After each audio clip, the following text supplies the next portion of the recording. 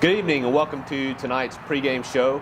You're watching LCP TV for tonight's big district matchup between the North Caddo Titans and the Loyola Flyers.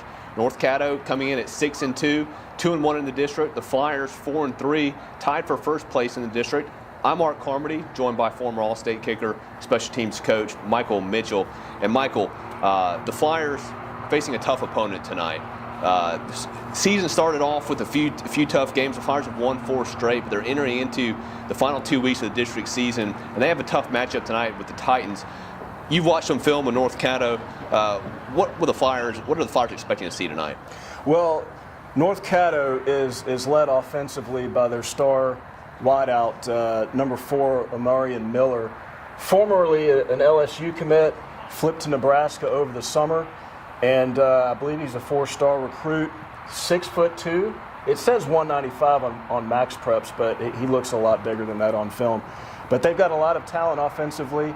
KJ Black's a very respectable running back. Aiden Miller can rush as well as throw the ball. So, yeah, I think, to your point, based on Loyola's 4-game winning streak, based on who North Caddo has faced so far, I think this is a good test for both teams. Now, North Caddo has scored 68 points, I believe, and 38 points respectively in their 2 district wins. So the Flyers will certainly have their hands full tonight.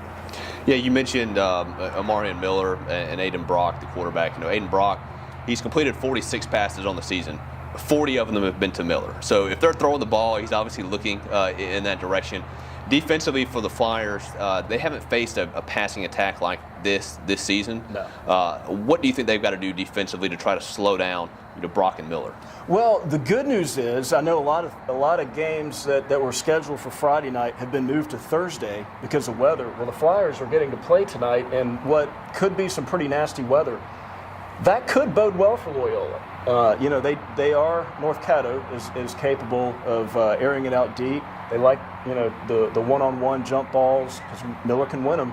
And Loyola hasn't seen a guy like that all year. And funny enough, well, if you haven't seen a guy like that all year and you don't have a guy on the team that can replicate that in scout, what do? Well, it's been confirmed. Sherrod dusted off the helmet and pads and got out there and ran routes. And I mean, I would be fooling the audience if I had an unnamed source. I'll just say it's my son because I picked him up from practice and I said, "How did it go?" And he said, "Yeah, Sherrod suited up." I said, "Well, how did he look?" He goes, "Yeah, he beat everybody," and which. It's got to be a little concerning. It's a little concerning, and I'm not going to act like I'm all impressed that Sherrod can get out there. I can do that once. If you can do it 2 days in a row, I want to find out if he's had to see Chris Campbell and go to the trainer's room and get iced up, because I don't know, is he 26, 27 years old? He might be a little bit sore, but yeah, they're certainly going to have their hands full. What they're going to have to do defensively, they're going to have to cover him obviously and get some safety help over there, and he's going to have his catches. They're not going to shut him out. What you're hoping to do is minimize the damage. Yeah, defensively, this is a game where you miss John Carmody, who's got the height to be able to possibly match up with Miller. But you mentioned before the weather could be a huge factor tonight with the rain, and it could slow down the passing game. Defensively up front, what do the Flyers got to do to stop KJ Black? He's one of the top rushers in the city. Well, they do. I'll talk about North Caddo's offensive line. They're not great. They're good enough. What I've seen a lot of, they run a lot of jet sweeps, and they also will get up to the line of scrimmage, and many times when they've made something happen, it's because he didn't like what he saw, and he bounced it outside and was able to pick up some yardage and score that way. So the Flyers' outside contained guys are going to have to play very disciplined, and they're going to have to tackle well. Well, we're excited for the matchup. We're going to take a quick break, come back, talk about the last few weeks for the Flyers, playing some really good football. I'm Mark Carmody, joined by Michael Mitchell. You're watching the pregame show on LCP TV. How does your bank define local? At Home Federal, it means being here in Shreveport and Bossier since the doors opened in 1924. It means surviving and thriving alongside our customers through the good times and the bad. Since our beginning, Home Federal has been a part of Shreveport Bossier. Our roots are here. Our headquarters are here. Decisions are made here. That's how we define local. Home Federal Bank, a better way. You came home from work with a migraine. Your son has a sore throat on a Saturday. You need care right now. Christus Health has affordable, convenient, on-demand care because you don't always get sick during doctor's hours. Help is in the palm of your hand. You can reach our clinicians within 20 minutes from 7 a.m. to 11 p.m. Visits for residents of Texas and Louisiana over age 5 cost $30. Christus Health, on demand, because we're here for you wherever here is. Welcome back to the pregame show on LCP TV. We're getting ready for tonight's big matchup between the North Caddo Titans and the Loyola Flyers. Michael, the Flyers, after starting the season, dealing with a lot of injuries and a few losses along the way, they played some really good football for the last 4 weeks. 4-0 in that stretch. Cooper DeFantis done a great job of managing the offense. What have you seen from the Flyers that has shown this winning streak? What have they shown during this winning streak? Well, the ability for guys who were subs and backups to step in and get the job done. You mentioned Cooper DeFantis. He's done a terrific job. He's gotten better each week. His passing percentage isn't what you would want to see going into that game, but as district play has begun, you've seen those numbers get better. 11 of 18 last week. That's a pretty solid outing. Even better, he's run the ball very well. He had 90 yards rushing and 2 touchdowns last week.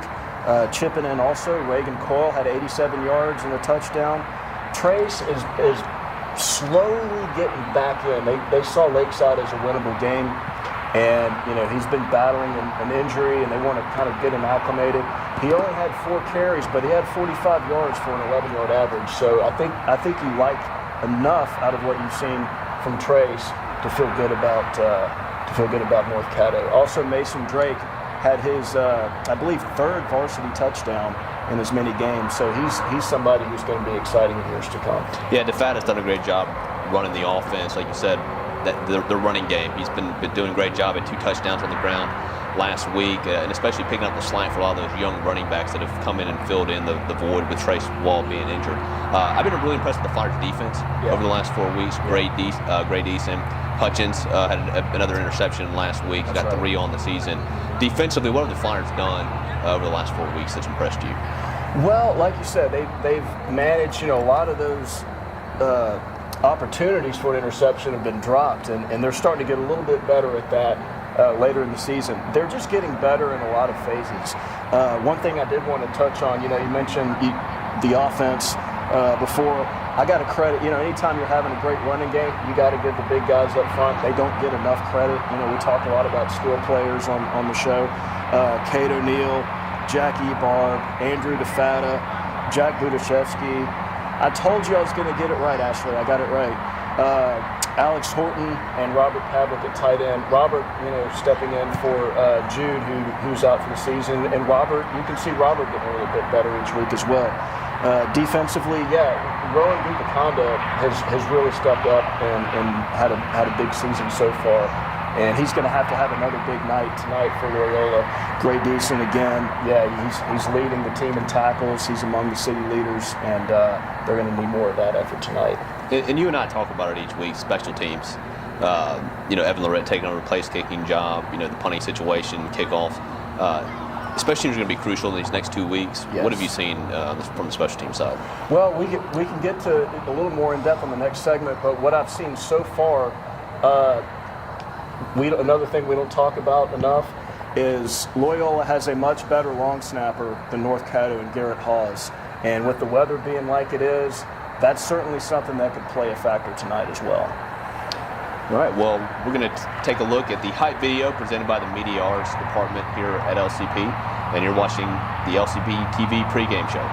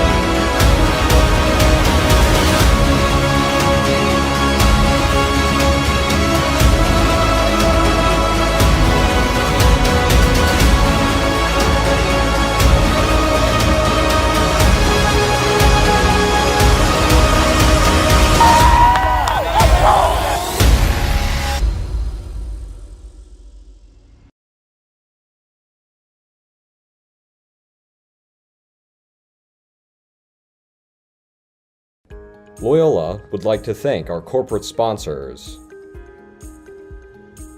Christus Shreveport Bossier Health System, Home Federal Bank, The Wall Center, River City's Interventional Pain Specialists. Thank you for supporting Flyer football.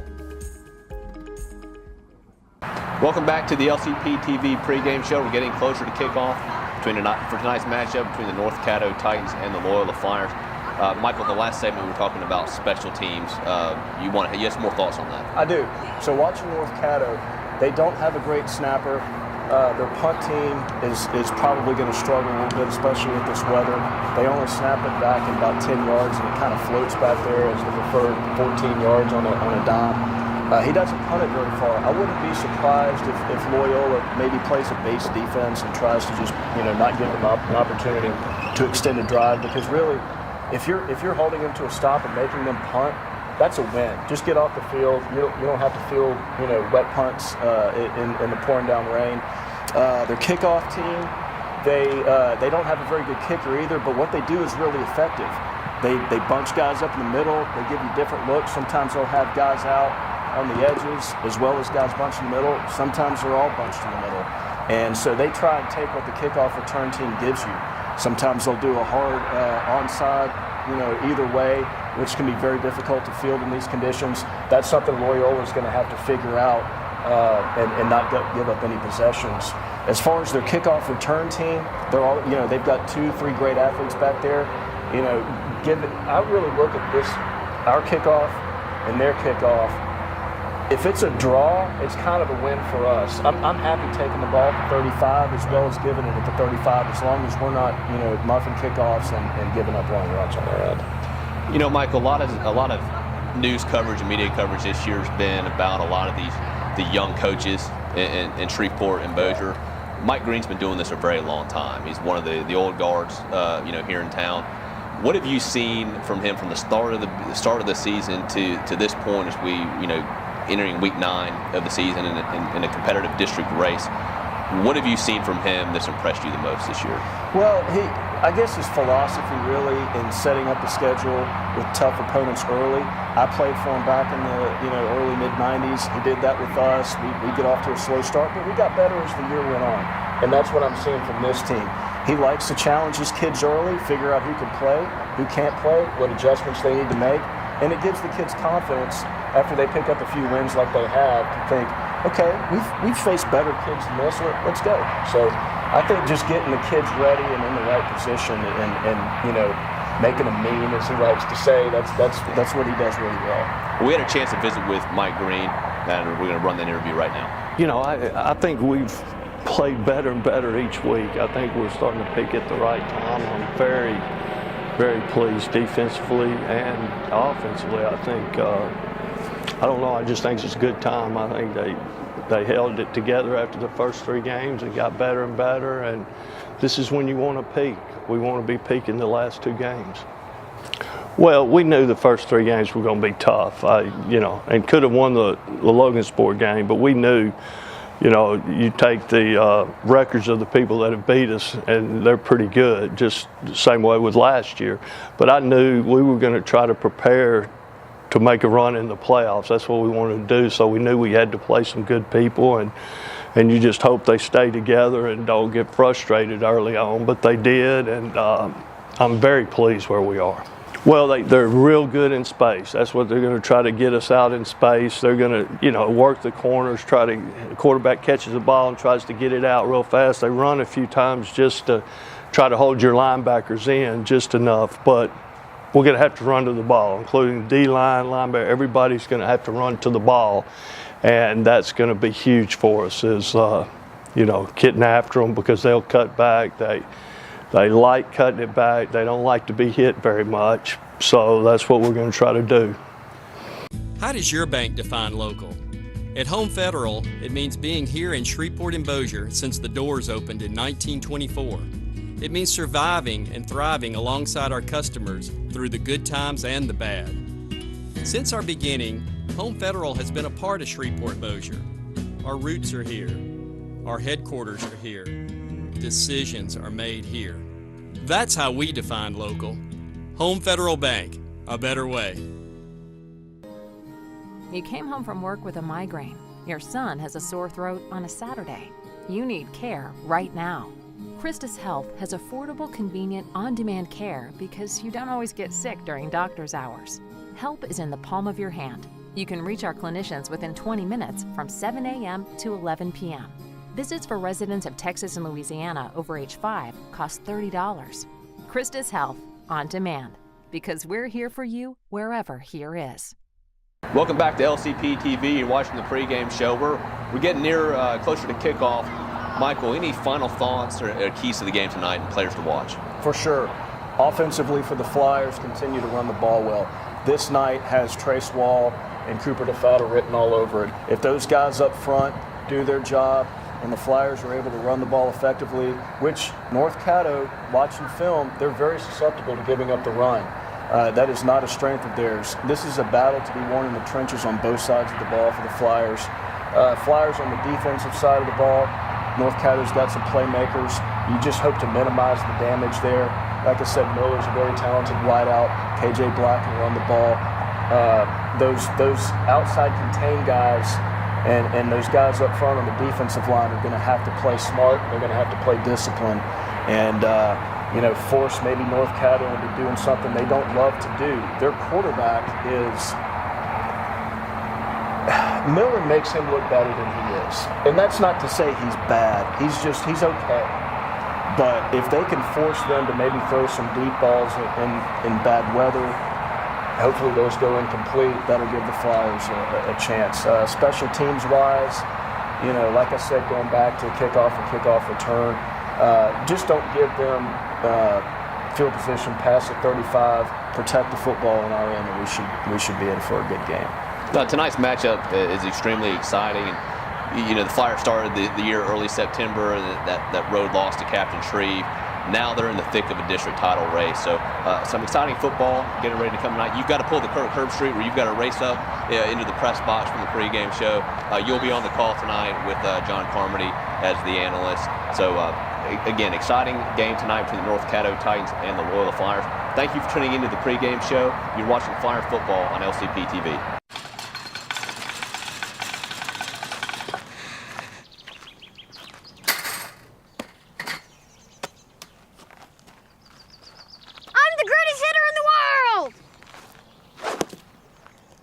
Strike one.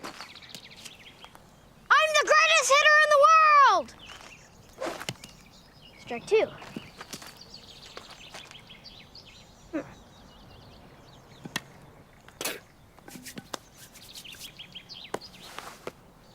I'm the greatest hitter in the world!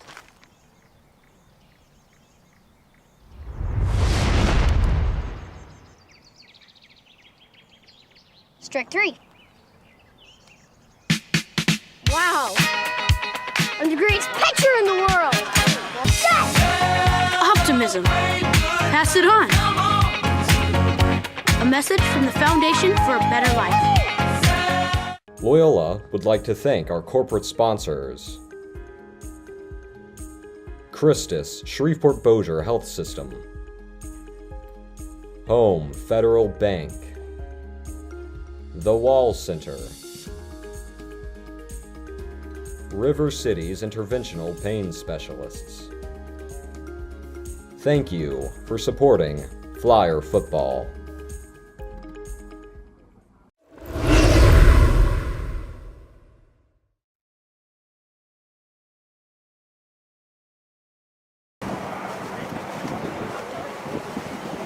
Okay, turn them on. Ladies and gentlemen, we have your attention, please. As you know, the hearts of the Loyola community are heavy tonight, passing of 2022 graduate Hannah earlier this week. Hannah had a profound impact on everyone who knew her. Her infectious smile and personality always be remembered. Despite her physical limitations, never let any obstacles get in the way. Hannah was also a tremendous supporter of our football. We always remember her being with us just 2 weeks ago. There's Stadium at homecoming. So she's no longer with us. Hannah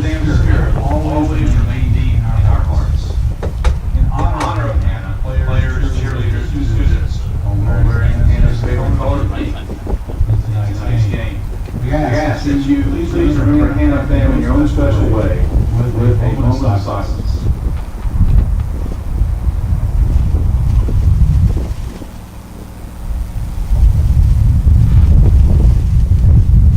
And now we pray. In the name of the Father, Son, and Holy Spirit, amen. God of all grace and comfort, we thank you for Hannah Fan, and place ye hold of all of our hearts. We thank you for the love with which you was conceived, and fear with which she was surrounded. Remember times of tears and laughter. We thank you for the love you shared because of her, reflecting that love which you poured upon us in your Son Jesus Christ, our Lord. Amen. In the name of the Father, Son, and Holy Spirit. And now, with our national anthem, here is Loyola Junior Lily Skagit.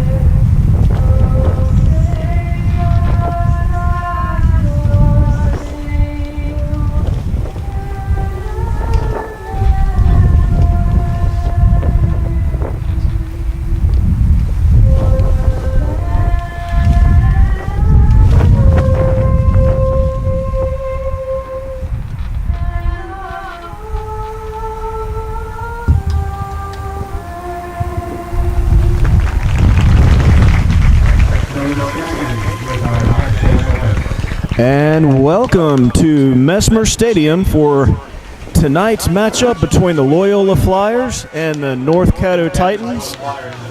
I'm Michael Mitchell alongside Dr. John Carmody, bringing you tonight's action. Beautiful rendition of the Star Spangled Banner by Melissa Muscagni. As we are just a few moments away from kickoff, John, your thoughts on tonight's matchup? At 13 miles an hour, humidity is 80%. They're in the district play. The Flyers have started out 3-0. These last two games, of course, are going to be huge games. And North Caddo presents a unique problem because they run a lot of different formations. They have incredible athletes, and of course, Division I athletes that have major college commitments. And so, you know, if you watch them on film, they do a lot of things to get their athletes the ball in space, and they do a very good job of it.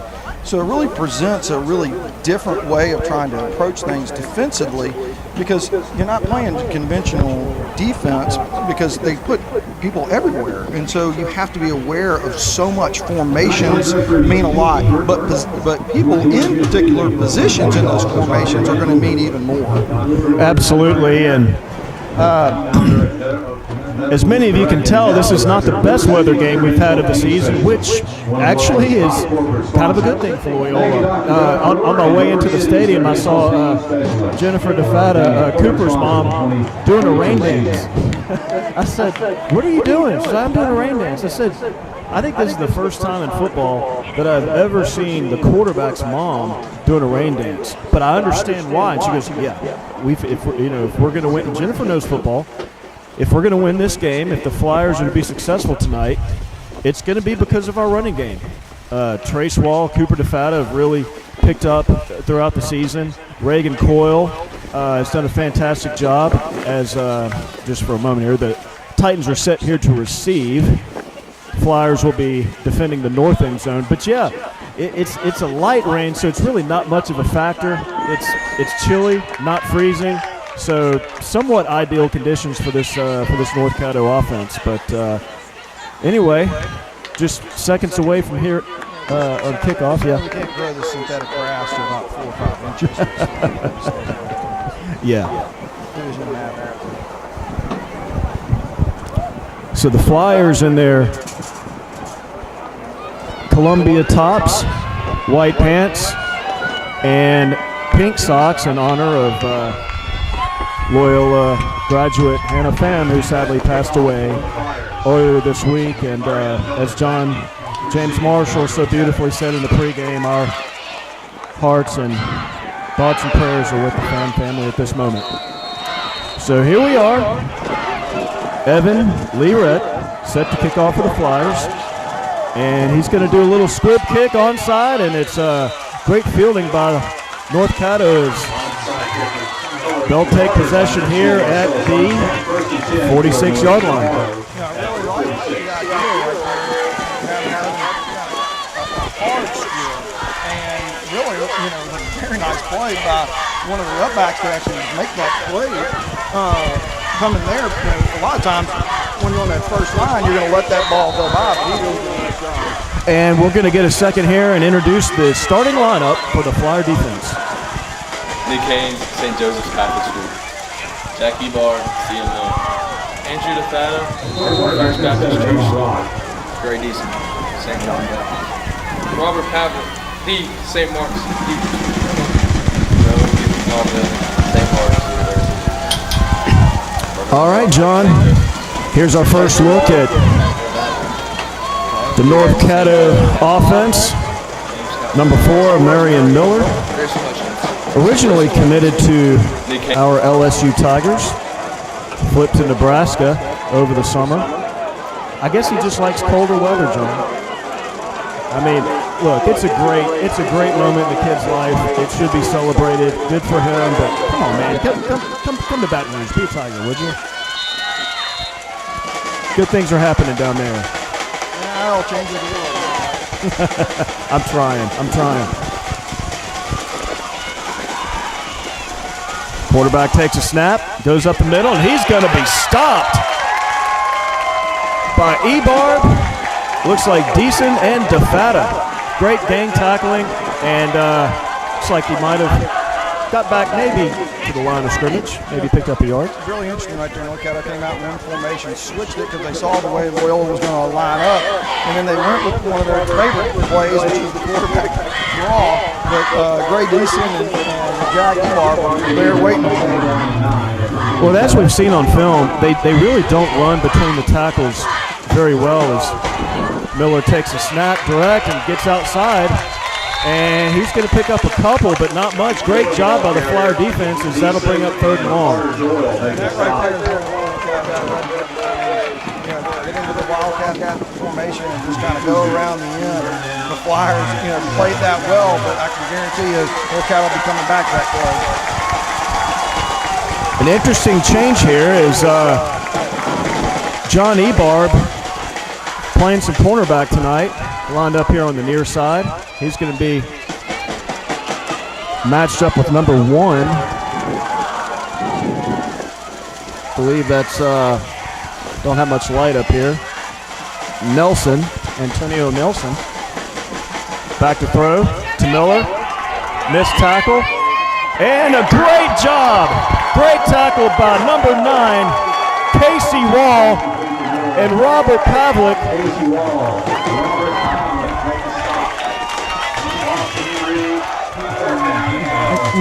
Now, John, one thing to keep your eye on that I mentioned in the pregame show, North Caddo does not have the best long snapper.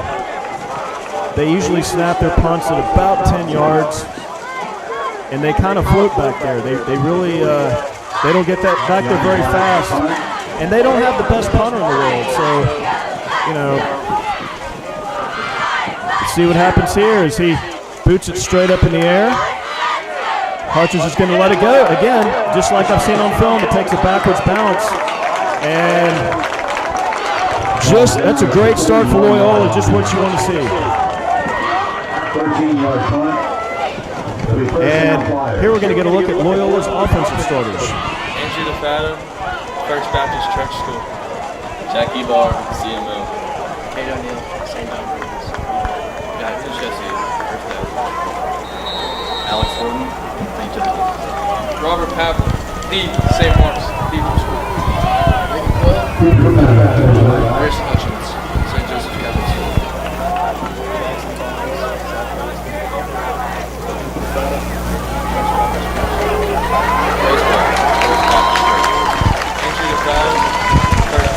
And that was your Loyola Flyers starting offensive lineup for tonight as Cooper DeFatta keeps it himself and picks up a nice 8-yard gain on the play.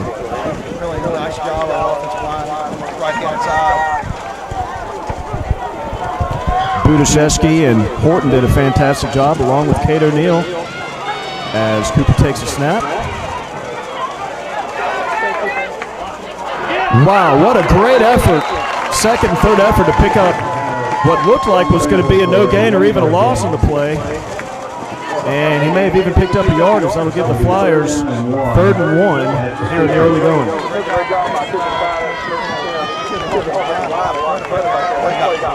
If they stayed in the box for a couple hours for Cooper to advance the ball up.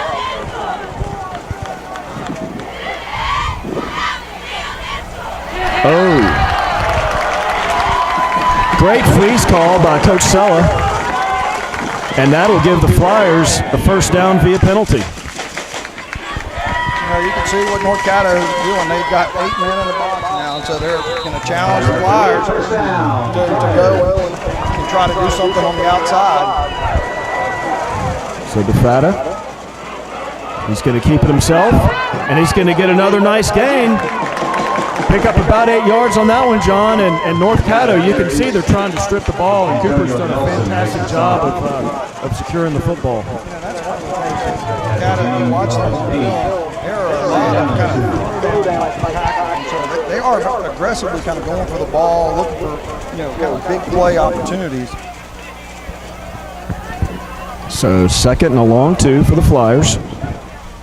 Hutchins in motion. And he's going to hand it off to Trace Wall, and he's going to get dropped back for a loss on the play. And that'll bring up 4th down for the Flyers.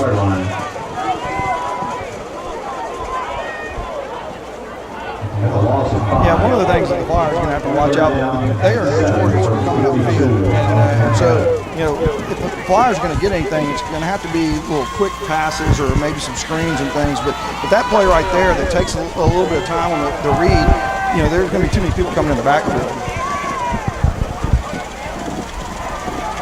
Wall in motion this time as DeFatta looks, throws, incomplete to Robert Pavlik. I was wrong, John. This is 4th down. I don't know how I missed that, but I did. That's exactly what I would have expected. That was a very good call by Coach Sella right there. But how fast the defensive linemen, what North Caddo does is they actually have some relatively undersized defensive tackles, but they come up to the field very quickly and try to disrupt the offensive timing. So Deason set to punt, and North Caddo's not really dropping anybody back. I think they're got their eye on potential fake here. Not that I think the Flyers would do that. Deason, nice punt. If it can stay, oh, that's a great punt by Gray Deason. As he muffs it, manages to fall on the ball. Boy, John, I can't believe he tried to field that. But nonetheless, North Caddo gets the possession, and they'll take over 1st and 10 from the 10-yard line. It's a 32-yard punt to the 10-yard line. 1st and 10. Get away from it, not go towards it. Yeah, on a night like this, I'd tell my returners, unless it comes right to you, just let it go. So 1st and 10 for the Titans.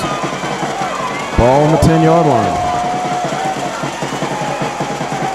Looking. Complete to number 3, and he's going to be brought down for a nice gain down at the 30-yard line. But, John, one thing I saw is our corners are physically challenging Miller off the line of scrimmage, and that's exactly what you want to see. That is why John Ebark is in this football game tonight. Initial look was to Amari Miller, but Black was able to come to the other side, and they've got a lot of space on the other side of that defense. Pass is complete to number 3. He's going to get up the right side, and look out. Blocker got in his way. He could have been gone, but there is a flag on the play. Pass to Benson. That play right there, looks like they got a block in the back. They're going to hold. I'm not sure which way they're going to call it, but that's definitely coming back. So Ebarb comes out of the game. Now, speaking of Ebarb, if there's ever a challenge to be issued to a player where you need a flyer to get physical with one of their best athletes, you might as well call an Ebarb. And John Ebarb, out of all the, on the Flyers roster, he does size-wise. Amari Miller is a very, very developed individual. Oh, yeah. You're going to need somebody who can be that physical with him, or he's going to get down the field and beat you down the field.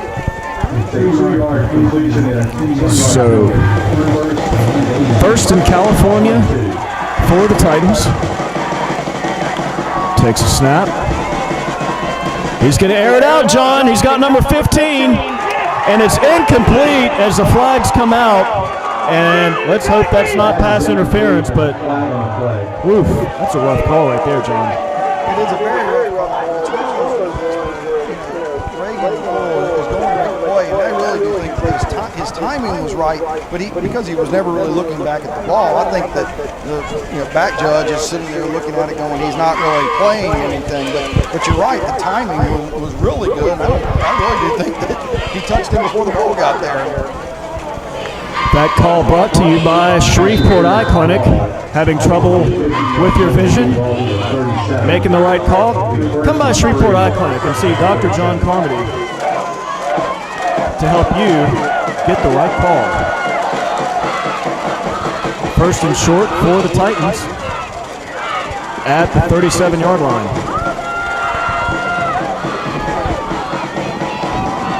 And he's going to take it around the left side, and he's going to be brought down by Robert Pavlik and Rowan Guthakonda.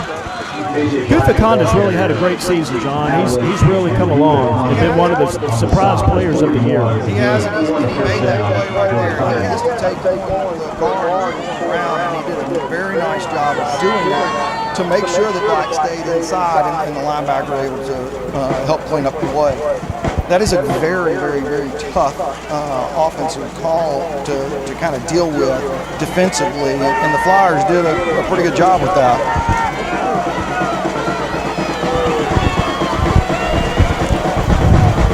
So another first and 10.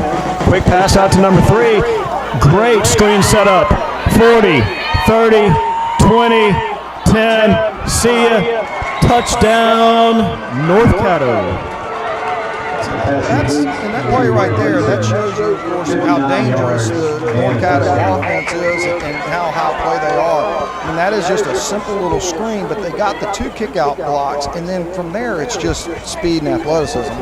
And so, I think that was Casey Wall who made a valiant effort from the backside cornerback position to try to make a saving tackle towards the end. But that's what North Caddo does, and that's the problem that they present. Well, we mentioned in the pregame show that North Caddo does not and will not attempt field goals or extra points. They're going to go for 2 every time, as you would expect here. Takes a snap. Around the left end, great blocking, and he's going to be in for the 2-point conversion, giving North Caddo an 8-0 lead here in the early going. Just like we talked about last play, they played it pretty well. That short play, Black has a blocker out in front. They were able to kick, Rowan Guthakonda out there, able to go inside, and able to get an easy couple yards right there. So the Flyers are going to have to end up on those 2-point conversions and making some either adjustments or taking some chances in that, because they run that play very well on the Black. They have, and I've really seen some pretty solid blocking on North Caddo on that screen pass that they ran earlier. We've talked a lot about Amari and Miller, but there's other athletes you got to account for. And one thing we mentioned looking at film, North Caddo's kickoff team, they give you lots of different looks, a lot of different fronts. Sometimes they bunch them all up there in the middle. They're really kind of a squib onside team. They're not known for kicking it deep, but they do it pretty well. Those guys on the front line are going to have their head on the swivel as Loyola is going to move their backs up to about the 40. And that's a good formation by this return unit. I like what Coach Lewis has right here. They're protecting the outside as well as the middle. And they're just going to give a straight up normal formation here. And those deep guys might want to scoot back a little bit here. He might try and send it hard down the middle here. Oh no, they're going onside. Got to go 10. And great recovery here by the Flyers. So Flyers getting what they want out of field position here in the early going, as they're going to start this drive right at the 50. Onside kick recovered by the Flyers. First and 10 at the 50.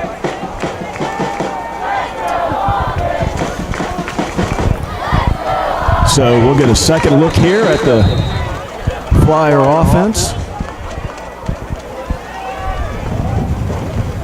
as Cooper DeFatta, KTBS Player of the Week, takes a snap.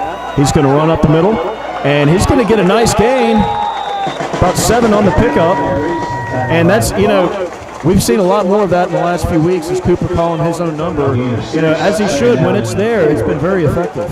That and with Caddo coming up the field as much, that's where you got to get it. You got to get it inside, and they have run effectively in that same gap multiple times already in the first quarter.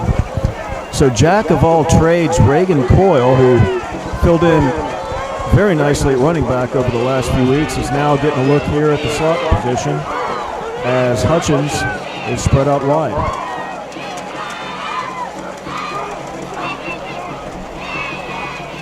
Going to send Wall in motion as DeFatta takes it. Looking, throws, overthrown. My goodness. Grayson Hutchins, that could have been a disaster, John. I'm just glad he's getting up and he's okay. Yeah, Maury read that perfectly. They saw the wide receiver screen being set up, and he came, the ball being high, he came up underneath his legs, and you're right. That's one of those plays that, you could easily get flipped. And thankfully, Grayson didn't take an awkward fall.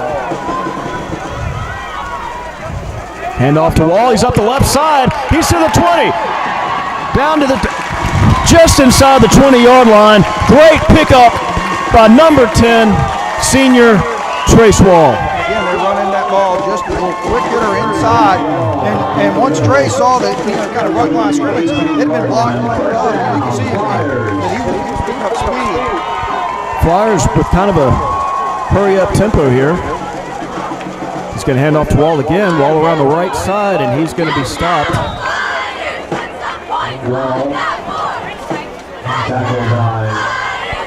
Trace coming into tonight's game with 100 carries for 371 yards and 7 touchdowns.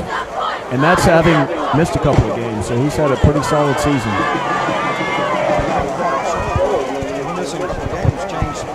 Way the Flyers play. They're going to pitch it out this time, Wall around the right side, and he is going nowhere. Again, the Flyers need to be careful with those plays because that kind of feeds into what Caddo does. They like to come upfield. You can see where the Flyers have had some success in plays, going wide, getting offensive linemen, downhill, getting their blocks, and with these quick hitters. And so everything that's been going kind of side to side is allowed Caddo to play right upfield and make a play. Yeah, their corners, from all the film I've watched, they do tackle very well, and that does present a challenge on plays like that for the Flyers as Cole goes in motion. DeFatta's going to keep it. There's a penalty on the play. He's going to air it out. It's going to be complete to number 26, Rowan Guthakonda, but they're going to call it back. I think it's going to call it illegal procedure.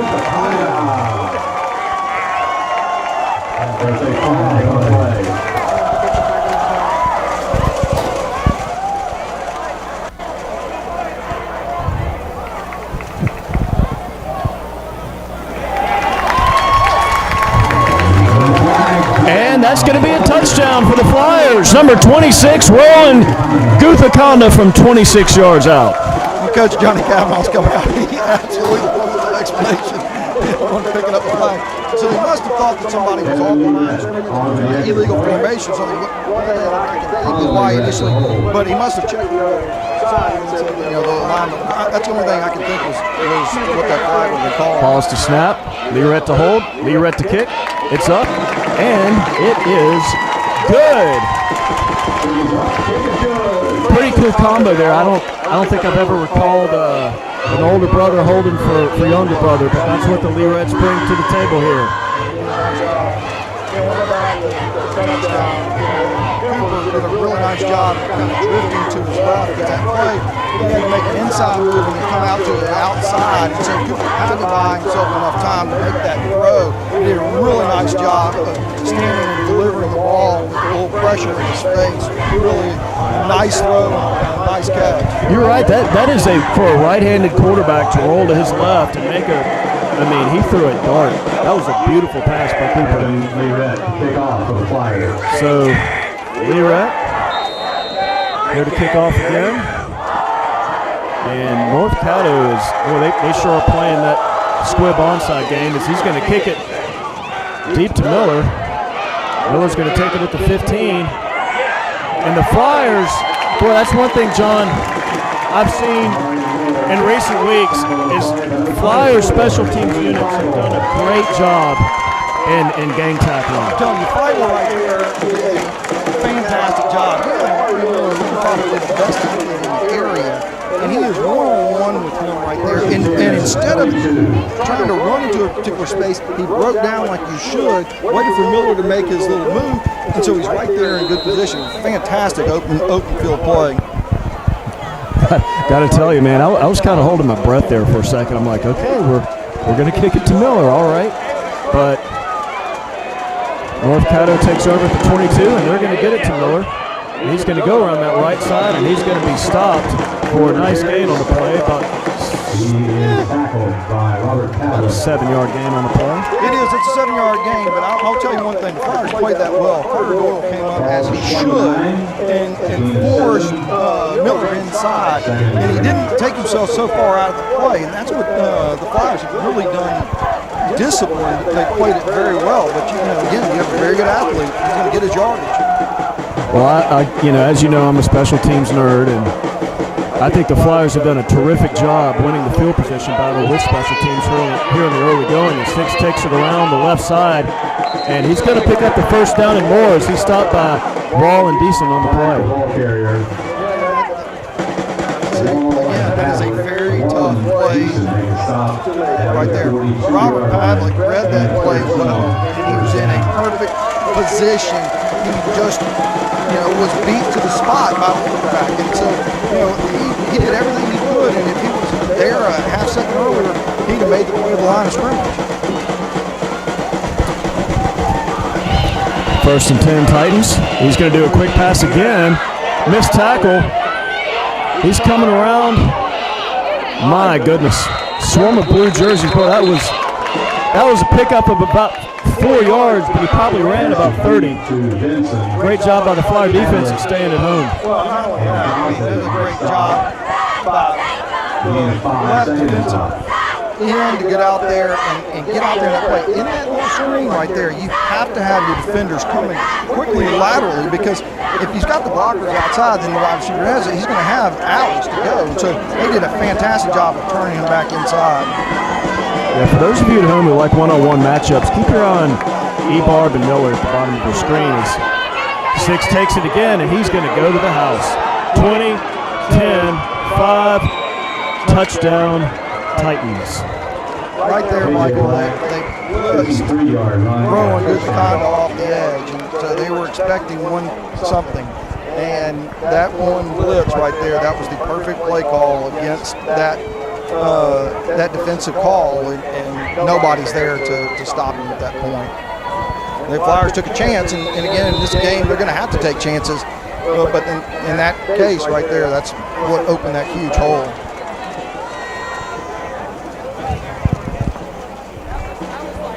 So Titans will go for 2 again. successful on the first attempt. And looks like they're going to go Wildcat with Miller again. He's going to take the snap, go around the left side, and he's going to score easily. And that'll give the Titans a 16-7 lead with 46 seconds left here in the first quarter. That's what I was talking about last one, Michael. Right there, North Caddo does that well. You're going to have to take your chances and kind of scheme that, because if you're only looking at a couple of yards and you've got as many athletes as they do, right there, you cannot just sit and wait on that play. You're going to have to come up and force him to do something different, because every one of the North Caddo offensive players were able to go on their block, and you could see him just kind of walk into the end zone.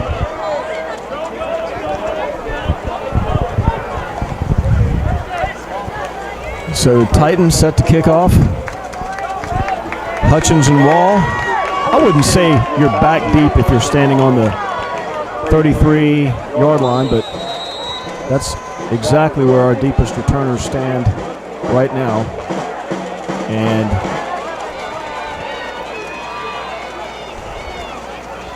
see if they do another onside attempt. And they do. Great job. I tell you what, John. Great job by Gray Deason, number 58. You know, if you're judging, if you're a kicker and you're standing up there like, who's my guy here? And you see a guy like 58, you're thinking, oh yeah, that's my guy. Gray Deason, he's a good athlete. I know Coach Lewis gets those guys ready on the front line to field those in those situations. But anyway, great job by Gray Deason as the Flyers take over at the 49-yard line. A different array of, you're going to call them kicks that North Caddo does. The first one was kind of the dribbler, having everybody kind of come at it. That one was the hard bounce, looking to try to get it all the way to the sidelines. Guthakonda in motion. He's going to hand it to Wall. Wall's going to pick up a nice gain on the play. Call it 9 yards. And John, that's what we got to have all night. That is our game right there, running between the tackles with Trace and Cooper. Fantastic job of opening that hole. And again, it's not this side to side. That's getting after it right there. Fad is going to hand it to Wall again, and he's going to pick up about 3 yards for the first down. 7-yard line. First down, Flyers. But, this is what they have to do. The Flyers are going to have to kind of establish the line, and they've done a pretty good job. They've gotten some yards in this first quarter, and that's exactly what they need to do and eat up time.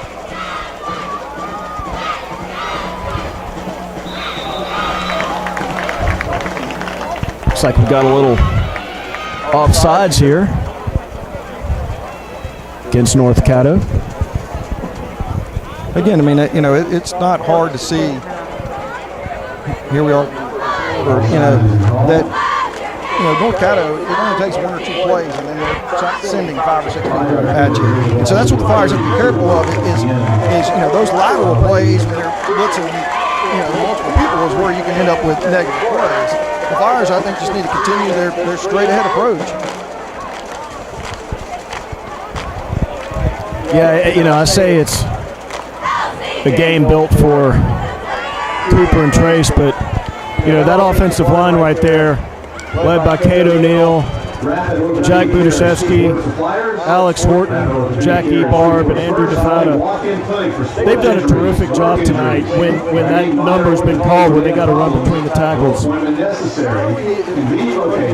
more at ROCLocator.com. But you have to realize who's blitzing and where are they coming from. And so they've done a very good job of creating holes for both Cooper and for Trace at this point. And so you can see that North Caddo hasn't been able to really stop it yet. And so I would expect them to be continuing to kind of pound away and try to take away all that blitzing, because it's fine. You want to, just like the Flyers just did right there, they blitzed a strong safety on the last defensive switch. You ran inside of them and you got a 50-yard touchdown. Yeah, there's really, by this time of year, John, there's enough film on both teams where, there's really no secret what your opponent's weakness is. So as we begin the second quarter, the winds died down a little bit. I saw that flag was blowing from the north to the south. So the wind, not much of a factor right now. Slight breeze, if anything. Students are encouraged to practice their faith, held to high academic standards, and actively involved in their school. Home Federal Bank says, go Flyers.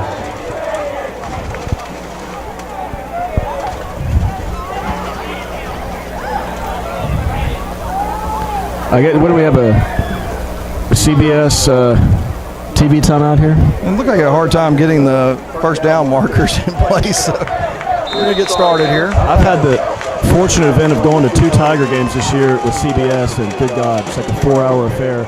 As Wall gets the ball on the right side. Great job by Horton and Budichevsky opening that up as Wall's going to pick up enough for the first down. Very nice play call by Coach Sola. Again, running right up in the middle. And I can't forget Pavlik either on that right side. As they shift to the left, North Caddo doesn't do anything. And John, they are not respecting the pass at all with that formation. They're daring us to throw the ball. Yeah, but I mean, again, you can see that there's not a read and react nature to the defense. It is blitz, blitz, blitz through gaps, and so that's the thing that the Flyers, if they pick up their blocks, they can get big plays. But if you end up having a lot of lateral stuff, it's going to be hard to get everybody who's blitzing. Well, I won't tell you which coach said it, but if a player's watching this, he's going to know, as they would describe it, that is backyard football. That is what they do. But when you got athletes like that, why not? As DeFata is going to hand off to Wall again on the left side. Great job opening up there with Ebarb and DeFata, and they're going to get down to about the 25-yard line for a gain of 7. Fantastic job getting outside and leading that run. And Trace hadn't stumbled right there. There would have been 5 or 10 more yards. I really like that. Again, against that 3-man front, they've been able to pull guards out in front and get to the outside. Well, there's nothing more selfless in any sport than being an offensive lineman, I can tell you that. And they're doing a fantastic job in this running game. As looks like Hutchins coming in motion, and DeFata's going to fake the handoff, roll around. He's got a man open. Looks like Coyle. That's going to be complete. We'll see if they mark him for the first down. It's going to be close. I think it's a little short, but really, like you said, they brought Grayson in motion, and that did make the North Caddo defense respond, and it created the opportunity for him to roll out right, and so you had a one-on-one situation. Like we start. Well, we said it a play ago. They're daring us to throw, and at some point you got to test it. But this is not what you want to see. So false start against the Flyers. 13. And that'll be second and 13. 30-yard line. It's not to diminish me. It was a really great throw and a great catch by Reagan Coyle on the outside. It was a beautiful passing catch there. Maybe they'll try it again. It certainly is if they don't get up a long run on this one, there's going to be a passing situation on this drive again for sure. So Cooper's directing traffic here, telling Rowan, get back. And they're playing some tight coverage there as Cooper's going to keep it again and get around that left side. And he's going to get down inside the 25. It's really a nice play again right there. Trace Wall did a nice job going through there. A nice little seam for Cooper. I like the play call in that situation. So here we are, 3rd and long, and John, with the Flyers haven't made a field goal past 30 yards this year, so I think that does affect the play calling a little bit. As Cooper's going to look to throw, he's got a man wide open. He just missed it. Oh my goodness, he had him. He was a step too late as the pass is incomplete. That play right there, that's one that you're going to kind of look back at. Oh, that was the opportunity right there. Yep. It was a well-designed play. The offensive line gave Cooper a lot of time, which was great because you have to have those routes to get to their distances, and so they really did a nice job. I mean, John, when you look at our guys can hold their own, but you look at the size advantage. I mean, they got some beef up front on that North Caddo defensive line, and our guys have done a terrific job so far tonight. As DeFata's going to roll around again. A little bit of pressure, but great blocking. Wide open. Oh, my goodness. Had Rowan Guthakonda, and the Titans are going to take over on downs. He did a nice job. He came up the field, he brought the defense up because it looked like he may have a little avenue to run. He looked downfield, but the ball kind of hung up enough that the safety was able to go back there and make the play on it. Well, I tell you, John, I know there's a lot of football left in this game, but this feels like a really critical point right now. You've got North Caddo up 9, and we're not even halfway through the second quarter. In these last 2 drives, they've kind of figured out some things here. They've got some momentum, and the Flyers have got to get this defense off the field. As he's going to hand off up to the left side, and DeFata, oh my goodness. He's down to the 30, and he's going to take it to the house. But there is a flag on the play. Hopefully that's against, yep, it's coming back. Flag, 75 yards and touchdown. There's a flag on the play. So I didn't want to get too excited when you see that flag. You never know. That flag was pretty early in the play, but one of the things the Flyers have to do, and I'm sure that the coaches have said, everybody needs to flow the football, flow the football, flow the football. But you cannot forget about what your responsibilities are. So when you have such good athletes like there, I mean, right there, just one little jump move. That play was designed to go left. It makes a little jump move back to the right, and nobody's left staying at home. And therefore, North Caddo could have walled that thing off easily with their outside receivers. That's been their MO all season. They don't like what they see, and they bounce it out and pick up big yards. But North Caddo is looking at 1st and long from the 18 as they're going to hand off to Miller. Miller's around the left side. And great job of game tackling there as he's not going to pick up much. Boy, it looked like he had an opening there for a brief second, but the Flyers quickly shut it down. Casey Wall and Deason, they did a really nice job right there. They stayed at the line of scrimmage instead of coming up. I mean, Martinville made a very nice move to go left again, a little jump move to go left. And I think it was Carter Doyle was out there with him. It may have been John Ebar. But when he made that jump move, he had to go laterally, and so they didn't come upfield, and so they were able to make the play. He's going to pass out to number 6 at this time, and great tackle by number 65, Andrew DeFata. Andrew and Gray Deason. And just like we talked about earlier, they ran earlier, they were able to score a touchdown. But you saw this is twice that Andrew has come off of the defensive end position to come out there and make a play out there on the perimeter, which is just, it shows how athletic he is, but that has to be there. I mean, you have to have that extra person out there to be able to make that play. So 3rd and 19 for the Titans. He's going to drop back, looking. He's going to air it out, and incomplete.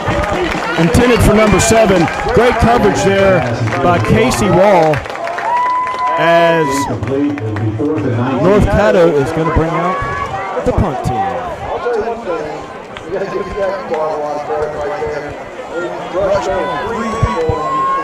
Was able to beat his man and actually get a little hit on the quarterback as he threw it. Really a nice play on Jack's part. May have rushed that just a little bit because he may have wanted to air that out 5 or 10 more yards.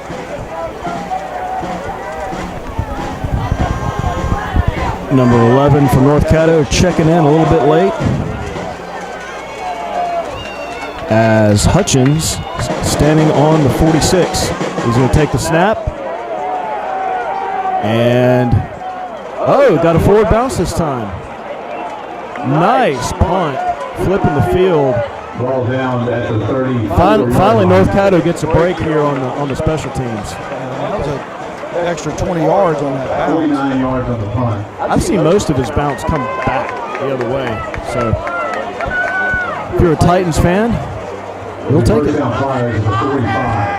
That's the longest field I think the Flyers have had right here. Yep. Started around the 50 each time. Yeah, that's a nice problem to have when your worst starting field position's at the 35.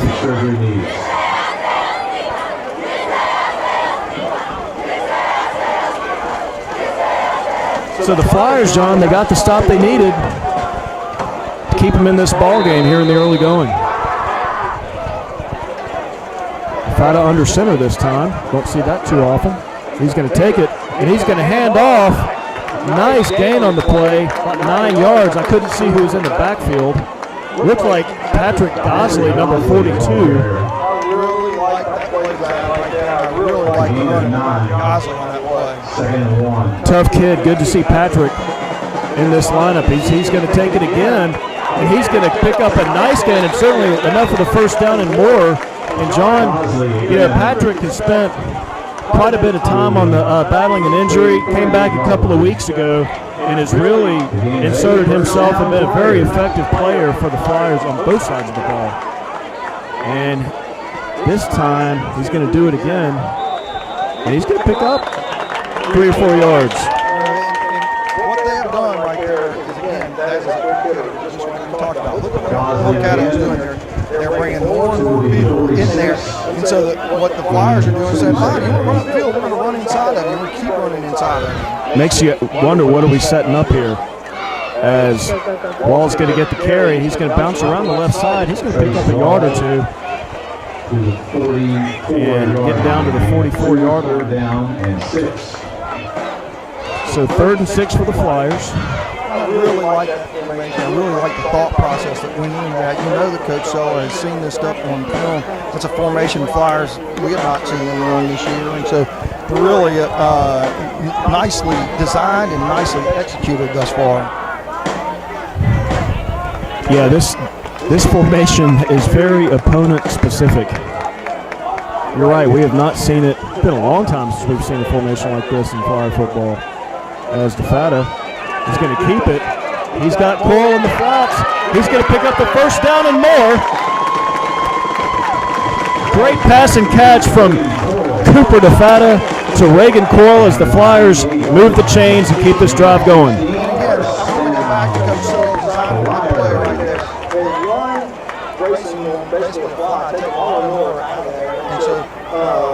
Reagan Coyle's able to run into the flats. Really a nice job. A little quick, little pitch and catch. Really nicely designed.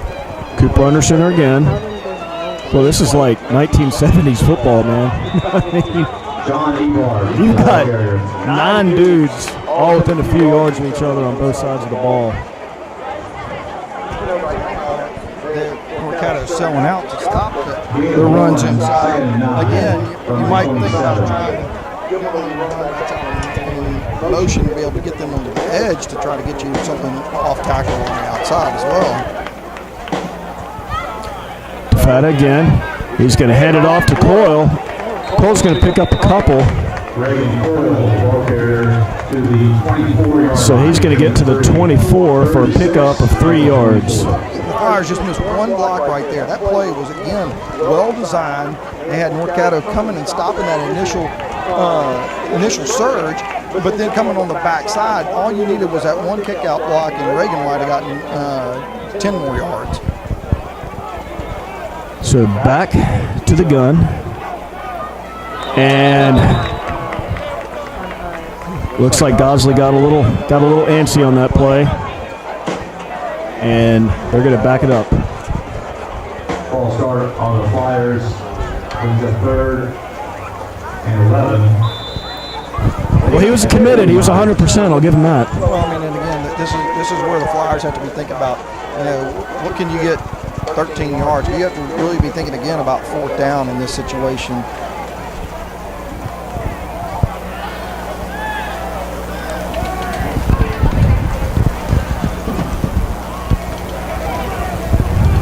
Cooper takes a snap. He's going to roll out. And he's going to hit Pavlik. And Pavlik fumbles. And it's going to be recovered by the Titans. I like the play call, John. Yeah, I mean, the play call was great. And that really shows you what North Caddo's all about right there. That wasn't a tackle per se. He was going for the football. He was hitting where the football is. And, that's nothing dirty about it. It's just the way that they play. It's an aggressive style of doing something. It's risk reward, and so that kind of play certainly happens. And again, the Flyers need to realize you're going to really have to kind of wrap up. That's the kind of opponent you're going to be playing. Flyer defense could sure use another stop here as Miller's going to hand it off to Six. Six gets around the left side, and he's going to be stopped by a host of Flyer defenders.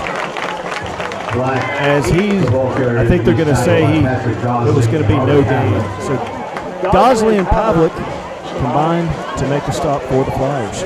No gain on the play.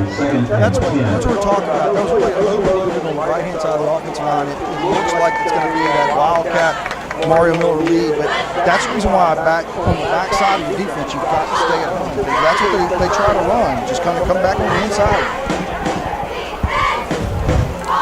So you're going Wildcat again to Miller. He's going to keep it around the right side, and not much. I tell you, John, it kind of makes you wonder, Miller's obviously his talent's like wide receiver, but given the way our corners have played him today, they've kind of gotten away from him. Well, you can see the Flyers are committing to try to stop him. He's lined out on the outside. They are committing to stopping that. But Johnny Cavanaugh has an array of formations and plays, and you can see. North Caddo doesn't have to line up in a huddle. They just make their call in. He's really, he's got a lot at his disposal, and he just puts people in spaces. So he's going to do a quick pass, and it's incomplete. My goodness. Great job by Wojo there on the far side. And the Flyers, John, they get the stop they needed. That's 2 consecutive drives. Except for that one screen, they played their screens fairly well. And that is a big part of North Caddo's offense. And so Mario Miller, you could tell, the ball wasn't where it needed to be, but he was kind of looking for that defensive guy that was coming up on that screen. And that's the Flyers have been showing him that they're right there. They're in that area. So Hutchins back again, and it's going to be another quick kick. Helicopter spin. He's going to catch it at the 47-yard line. So I feel like a broken record, but hey, it's something I don't mind repeating. Flyers continue to give themselves favorable field position here in the first half. That series right there, not only was it huge to get North Caddo off the field, but you are in a situation, again, with 2:26 left in the second quarter, that you're not in a rush to do anything. And so, the Flyers are kind of where they've been all this game, about the 50-yard line. So, they've got time to do stuff without rushing. Did you read J.J. Marshall's article in the Shreveport Journal today about the weather? When he's talking about one of his baseball buddies canceled the game, as we'll get back to that in a moment. Ebarb takes the handoff, and John Ebarb is going to have a nice gain, about 9 yards on the pickup. So he was talking about his baseball buddy. They moved the game from a Friday to a Thursday because it was a threat of rain, and he said that game, not a drop. And kind of reminds us of tonight. Supposed to get all this rain, and we've had little to none as the game started. As we're going to see a timeout here on the field. I want to bring up an aspect of this game we haven't seen before, and that is the running of Patrick Gosley, and we've certainly seen Johnny Barr before, but those two have been running the ball with power on the inside, and that is an aspect. Obviously, Trace runs with a lot of power on the inside. He runs with some speed, but really to truly run through that A gap, the way that those two have been doing it, trying to soften up that defense, putting a man on a man And those are men running the football. North Caddo has some men on their side too. But I like the fact that the Flyers are saying, okay, fine, y'all going to do that same kind of thing. Then we're gonna put some guys who know how to tote the rock too. Yeah, that was John Ebarb and his brother Jack are sophomores here at Loyola, and I remember watching them play at CMM against the Jets as Cooper's going to shift and get back into the gun here. Get to that here in a second. Cooper takes a snap. He's going to hand off to Trace Wall, and a great effort there by number 33 to hold on to the jersey till the teammates arrived, as he's going to pick up just enough for the first down. But my son Alex played on the Jets team a few years back when he was a 7th grader, and the Jets had a lot of good players and won a lot of games, but they lost to Magnet both times, and it was all E-ball. That's all they had, but it was enough to get the job done. As DeFata's looking, doesn't see anybody. Great coverage by North Caddo, and Miller is going to hit DeFata. DeFata does a great job of holding on to that ball, as it's going to lose about 3 yards on the play. But yeah, it's nice to have E-Barbs here for playing with the, I'll say the good guys, after watching them play against us for so many years. So E-Barb's going to be lined up at tight end as DeFata takes a snap. He's going to hand it. Oh, he's going to keep it around that left side, and my goodness, Cooper's getting his yards, but they're not making it easy. They're hitting him pretty hard, clean but hard. Athleticism has the ability to kind of be out of position for a split second and still close very quickly. And so right there, the Flyers really blocked it well. Cooper actually had an alley just inside of his block right there, but he did a really nice job when he decided to get outside to spin and spin with power to advance that. I really like the play design. That was where it really needed to be. I think it was Jack that actually got out there and led that block. Really, again, a nice job. But the combination of things that the Flyers have done, I would tell you, has impressed me so far in this first half. I really like where they're running the football, how they're trying to attack the North Caddo defense, because they do have a speed disadvantage. Yeah, as much I mentioned earlier a few series ago that you kind of know what your opponent's strengths and weaknesses are, but I can tell you North Caddo has not seen this look from the Flyers, as DeFata's going to hand off the Wall. Wall's going to get just up to the 30, and he's going to pick up the first down for the Flyers. What a fantastic run right there by Trace Wall. Again, they sent a blitz on that side, and so Trace has to go inside. He did a beautiful job of running the ball and running hard. Flyers doing a great job of the hurry-up offense here. Is just under 48 seconds left to go as DeFata looks, throws, complete, touchdown, Reagan Coyle!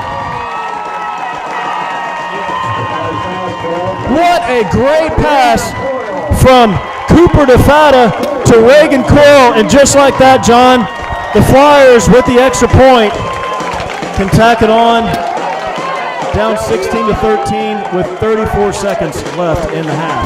A little bit of extracurricular activity. I'm not sure if it was what he called it. Maybe it's just a warning, but it's like there's a little bit of conversation between referees and number 8 for North Caddo. Halls to snap. Learett to hold. Learett to kick. And it's good. 16-14 North Caddo with 34 seconds left here in the first half. But John, Flyers defense has made some fantastic adjustments here in the second quarter. Flyers offense giving a different look than what we've seen all year. And just like that, we're in for a fight. You hit inside, you kind of try to adjust inside, and you try to come up on the outside. All we've got to think about is what running play. And so Coach Sullivan, big time to run a little play action there. And a beautiful job by Cooper to lay that ball out there. I've seen Deason stand up there with Evan, and he can kick too. Makes you wonder if they're ever going to try something kind of squirrely. As we set the kick, hard squib, and it's going to be recovered at the 44-yard line. Yeah, right there. I might have sent that ball out of bounds. Well, 30 seconds left. Yeah. Right there, you might not want to give it to 45. I'll tell you what you do. You don't want to give it to Mario Miller. No. Well, that left side, either side really, is pretty open. All you got to do, you don't have to hit it hard. Just punch it over that second line. And Miller, who was standing around the 15, he's going to have to run all the way over it. They're just going to follow him on the 30. So, that's 10, 15 yards of field position right there. As he's looking to throw, great coverage by the Flyer defense. As he's going to air it up, and it's going to be incomplete. Great job by the referees and letting the kids play out. But he was double covered, and I mean, they are just hell-bent and determined to get him the football. I just want to make a point right there. That was like Grayson Hutchins and Casey Wall, I believe, are the two back there. What a fantastic job of double covering him. You would expect in a play with 30 seconds left that they're going to try a semi-Hail Mary, take your opportunity to go to Mario Miller. And the Flyers played it exactly how you should. They were really thinking about that's what you might be doing. So he's looking, throws, incomplete. Great job by the Flyer defense. Oh, what about Reagan Coyle right there? I mean, that was a nice ball thrown over the middle, but Reagan Coyle was there. Had he caught it, Reagan was still going to be there. But Reagan was on top of him and gave him a good little shot tackle at the end to make you think about whether or not you really want to be running. You think he heard footsteps? I definitely think he heard footsteps. He really did a great job by Reagan. So 18 seconds left here in the first half. 3rd and 10 for the Titans.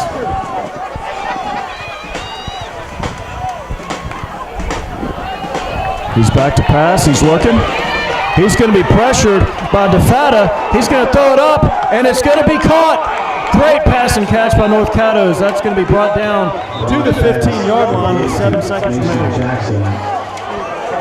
I mean, again, that is one of those plays you really can't do much about. I mean, the Flyers did everything that you could possibly ask for. He throws a wounded duck up there, 40 yards, and the thing lands, in the receiver's hands. I mean, the Flyers strung him out. They almost had a sack right there, but that's kind of the way North Caddo plays. I mean, they're willing to take chances, And right there, throwing the ball 35 yards down the field on 3rd down, 15 seconds left in the half. I mean, who can blame them? What are the risk rewards in that situation? But, it's just a different way of trying to play because the Flyers did everything they possibly could. But that's just having good athletes on the field. So, again, they do not have a field goal kicker, so it's touchdown or bust for the Titans. 7 seconds left. Flyers down by 2. Takes a snap. He's looking. And there's going to be a flag on the play as it's complete to number 3. And he's going to be stopped just short of a touchdown as time expires. And that's going to be against North Caddo, and it's going to be declined, and we are going to send it to the locker room down 2 points. They're going to decline this because I imagine they're declining this. They're not going to give them one more play in the half, but so that play will stand, and that play gets down to the 1-yard line. Well, Grayson Hutchins just made it really hot on the receiver at about 3. Thought he might knock him so hard he might knock him into the end zone, but it was really a nice play from Grayson Hutchins. So that's your halftime score. North Caddo up 16-14. You're watching Flyer football live on LCP TV. We're going to take a break and be right back after these words. How does your bank define local? At Home Federal, it means being here in Shreveport and Bossier since the doors opened in 1924. It means surviving and thriving alongside our customers through the good times and the bad. Since our beginning, Home Federal has been part of Shreveport Motion. Our roots are here. Our headquarters are here. Decisions are made here. That's how we define local. Home Federal Bank, a better way. You came home from work with a migraine. Your son has a sore throat on a Saturday. You need care right now. Christus Health has affordable, convenient, on-demand care because you don't always get sick during doctor's hours. Help is in the palm of your hand. You can reach our clinicians within 20 minutes from 7 a.m. to 11 p.m. Visits for residents of Texas and Louisiana over age 5 cost $3. Christus Health, on demand, because we're here for you wherever here is.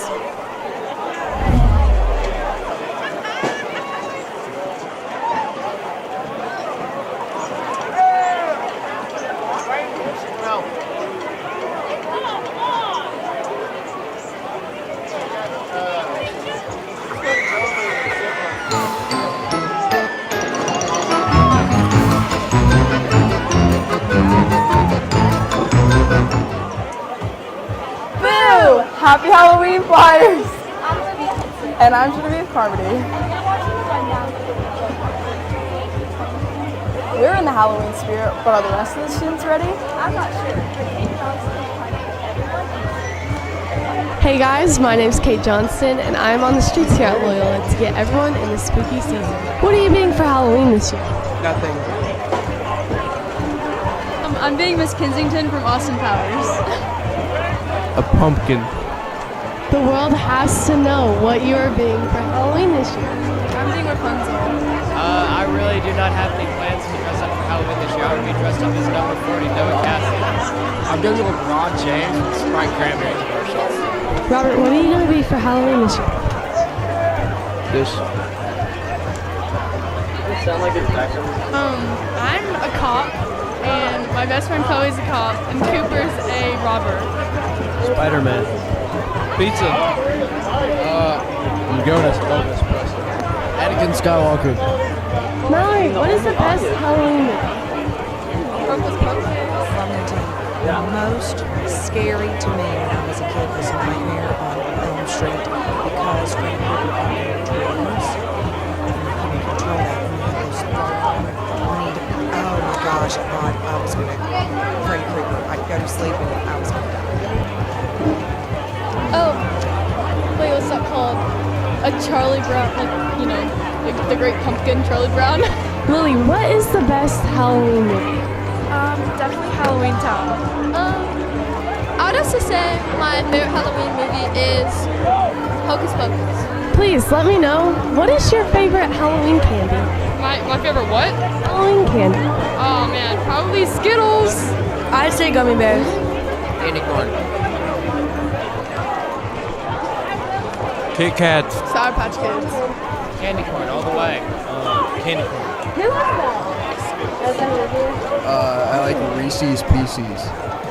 I like Kit Kats. Skittles. Probably Snickers. Reese's. Candy corn. Some Lifesaver gummies. Definitely love me a good Snickers and Milky Way mix. Really good. Trick or treat? Trick. Trick or treat? Trick. Treat. Trick or treat? Treats. Trick. Trick or treat? Trick. Trick or treat? Trick.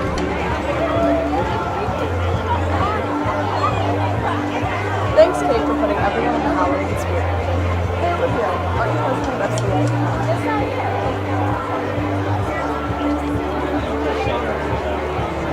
This past Wednesday, SCA hosted their annual Field of Faith event at Mesmer. So tonight at Field of Faith, we looked at what our chief desires are, the things that we desire most, and sought to present that the way to real joy is to seek to glorify God and to enjoy Him everywhere. It's just the SCA board and I have been working really hard to organize Fields of Faith. Coach Tanner! And it was just a really great experience and was very successful. Coach Thank Tanner! you so much to everyone who showed up. It really Coach means a Tanner! lot. Coach Tanner, up here! It's not coming out as a video. I enjoyed coming out to Musby. Mr. Montgomery did a great job at the field today. It was a great turnout also. It was very peaceful, nice event, and I'm glad I'll win. I'm glad everyone else showed up. Mr. Montgomery's talk was really good and I had a fun time. I thought it was really fun and I enjoyed being out here.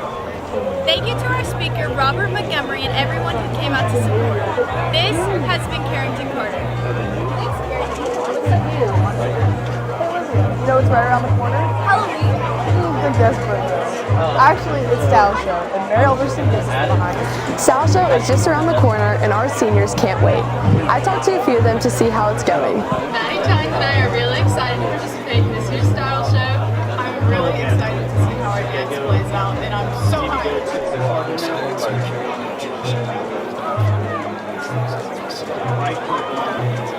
Style Show practice has been going great, and I'm really excited for our dance. I'm super excited for Style Show. We've been practicing really hard, and our dance is super cute. I'm really excited for Style Show next week. Our dance is going really well, and we actually get to go pick out our outfits next week, so I think that's really exciting, and I think it's going to be a great Style Show. Thanks, seniors. We are looking forward to seeing y'all line up the stage. This has been Mary Elverson. Thanks, Mary Elverson. We know our seniors are excited for the big day. After fall break, our athletes are back. Savannah Smith gives us this week's Spooky Sports Report. Hi Flyers, welcome back to another sports report. This is a new 9 weeks and the Flyers are still going strong. Today is a big day for the Flyer cross country team as they compete in the district West. So district's Thursday, and I've been hitting new PRs and every course. I think everything else is good. We have district this Thursday. I'm excited. I've hit all my goals this year. I'm just excited to improve my time and make the best of my race. For the start of the halftime show, I had to 3 sets to 1 and against Mansfield 3 sets to 9. The volleyball team is preparing for playoffs. We've had an amazing season so far. The girls and I have had so much fun this season, and playoffs are coming up, so everybody needs to come out to our first home playoff game. Last Friday, the Flyers blew out Lakeside by a score of 41-42. The Flyer offense has been unstoppable, scoring 119 points combined for the past 3 years.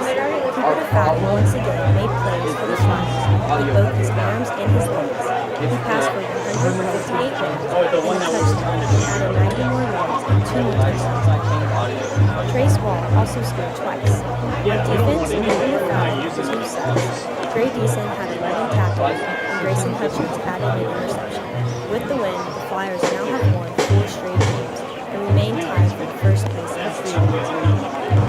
We started off pretty rough, but we've had a major turnaround. We won 4 straight games. We've been working really hard this year, and especially this week, because we have a tough matchup against North Caddo at Mesmer Stadium. Personally, I've been playing pretty good, and I look forward to continuing the win streak.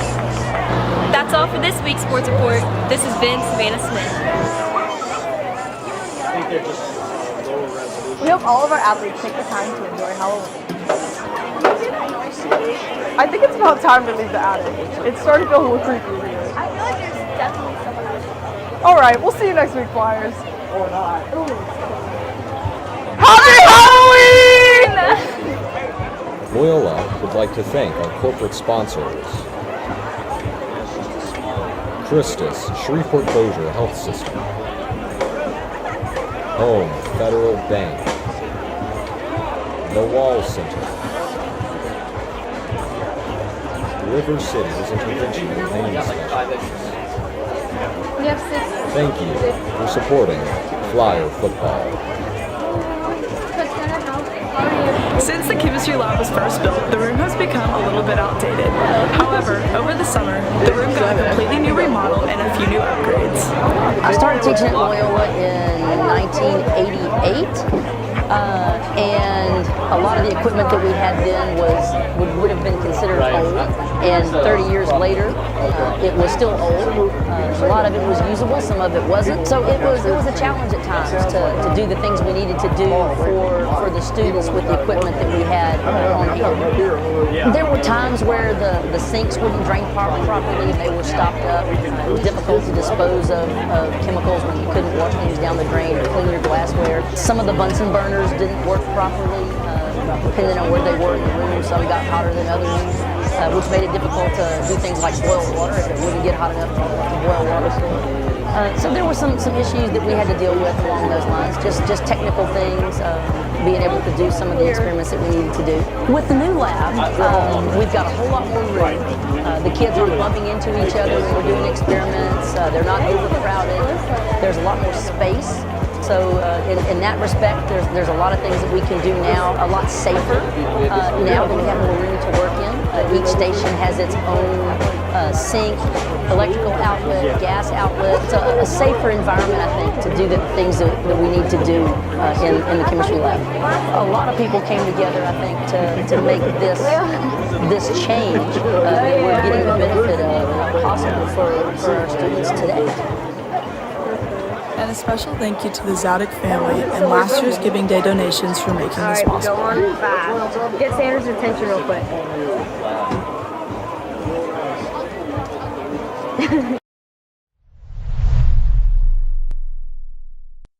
How does your bank define local?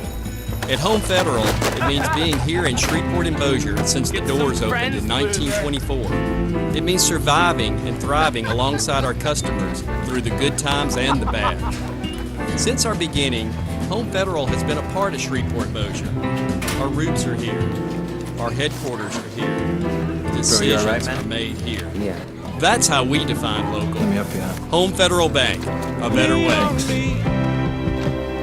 You came home from work with a migraine. Your son has a sore throat. See you around? Saturday. Yeah. You need care Character. right now. Christus Health. Pass it on. Affordable, convenient, on-demand care because you don't A always message get from the sick during Foundation doctor's for a Better hours. Life. Help is in the palm of your hand. You can reach our clinicians within Loyola 20 would minutes like to from thank 7 a.m. our to corporate 11 p.m. sponsors. Visits for residents of Texas and Louisiana. Christus over age Shreveport 5 Bossier cost Health $30. System. Christus Health, on demand. Home Federal because Bank. we're here for you wherever.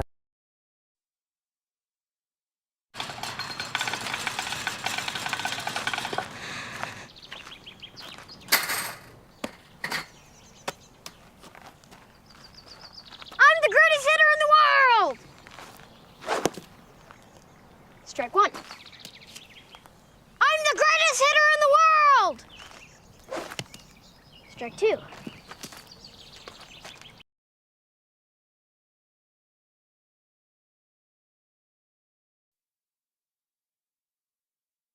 Taxi!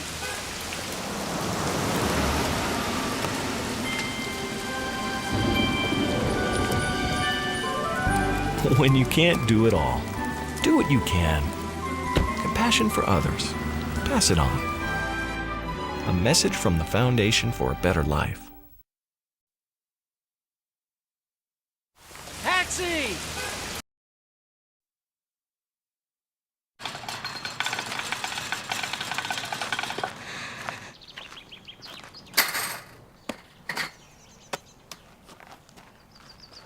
I'm the greatest hitter in the world! Strike 1. I'm the greatest hitter in the world! Strike 2.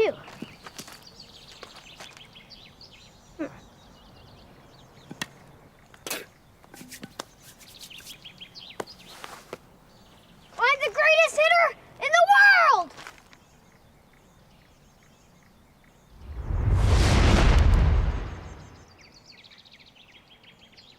Strike 3. Wow! I'm the greatest pitcher in the world! Yes! Optimism. Pass it on. A message from the Foundation for a Better Life.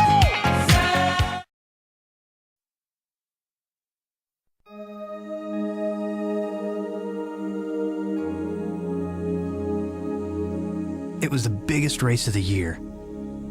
And no matter what, I was gonna win.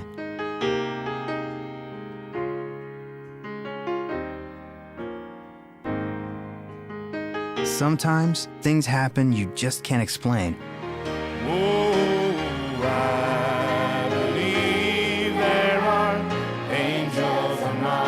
And some things are more important than winning. Sent down to us from somewhere up above. They come.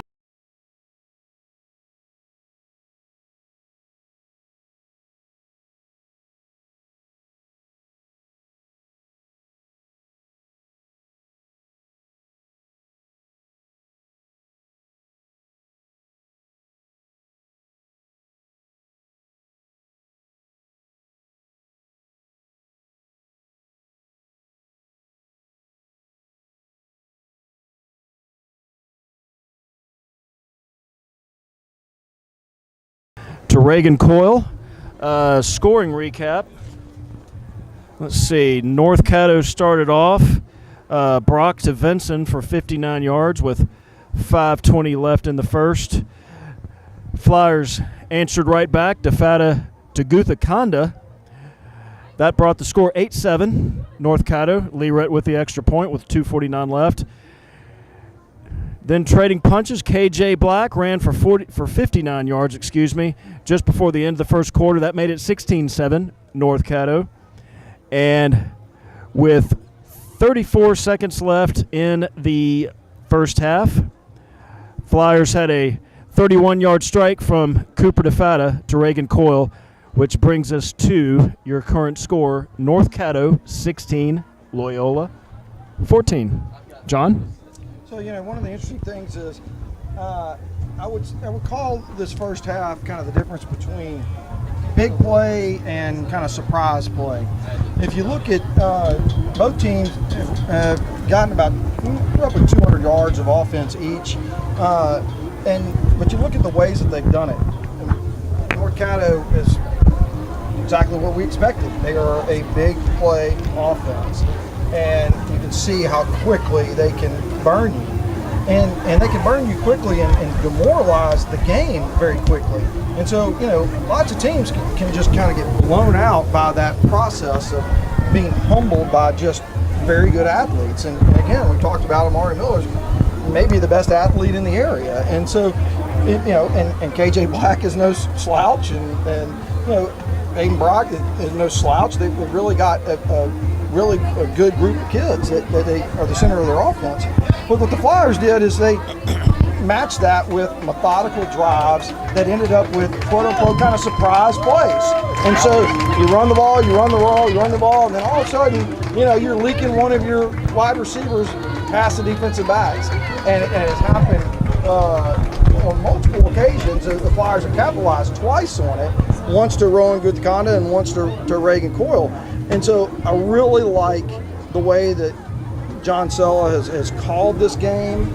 I like the way that the Flyers have tried to keep themselves defensively in this game, because that's the one thing, as coaching, I know coaching, everybody knows coaching, there's an element of athleticism that you just have to kind of tip your hat to.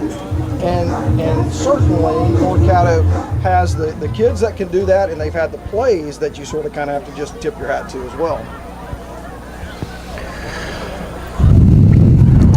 So Flyers will receive here in the second half, as both teams are about 20 seconds away from starting here the second half. I got to say, John, for not being the best weather night, the student section is it's pretty decent turnout tonight. And it was brought up at the top of the telecast about Hannah Pham and what a beautiful, wonderful child she was, and what an important part of the Loyola family she is and was, and to see many kids out here wearing pink in her honor, and to see the players out there, it is a beautiful gesture for a beautiful young lady. I never had the pleasure of meeting her, but a lot of the kids that I coached were very good friends with her, and she was a fixture at not only the football games, she came to basketball games.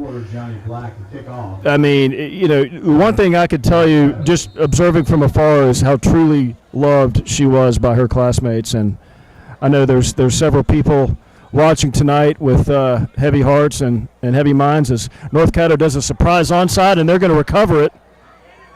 My goodness, not the start we wanted here as North Caddo does a surprise onside, catches the Flyers off guard, and it'll be 1st and 10 for the Titans. Again, that's that really, I've talked about it earlier in the telecast, about the different ways in which they do their onside kick. And so it's not that they just go out there and just take a chance. They do it differently to try to expose different areas of that front. And that is a very tough one right there, where the ball is coming tumbling right at the middle of the upper. And so then you got to figure out whether or not you're going to take that ball or you're going to let it go past you and try to block somebody. It's such a quick decision you have to make. Very difficult to deal with. As North Caddo fumbles the snap, trying to get outside, he's going to be brought down by number 58, Gray Deason. What a fantastic play by Gray Deason right there. I mean, he has made a lot of good plays. That ball being dropped for a second and him taking off allowed Andrew did a great job of coming down the line as well, but it gave Gray the perfect angle to make that play. So, second California for the Titans. Ball on the 44-yard line. Not exactly a hurry-up offense. As 15 goes in motion. Takes a snap. He's looking. He's trying to get it to Miller, but he decides to throw the other way. Gets it to 7. 7 fumbles. Oh, my goodness. Picked up by North Caddo. And he's going to be brought down by Hutchins inside the 25-yard line. So there's a flag on the play. We'll see what the referee has to say. Tackle by Hutchins at the 23-yard. But again, credit, Ebarb on the far side holding Miller up. I mean, Miller's been, from the receiving end, has been pretty quiet tonight. Great game plan by the Flyer defensive staff. Yeah, right there, it looked like they caught a hold on the opposite side of the field defensively. I'm sure it was against Mario Miller. But again, that play right there, that ball was up there for a day, but you can see that what they're doing. They're just kind of running deep and throwing it up and giving their receivers a chance. So Miller lined up here on the near side. Ebarb right in his face as Colin Leurette stands on the 15. Helping out with support.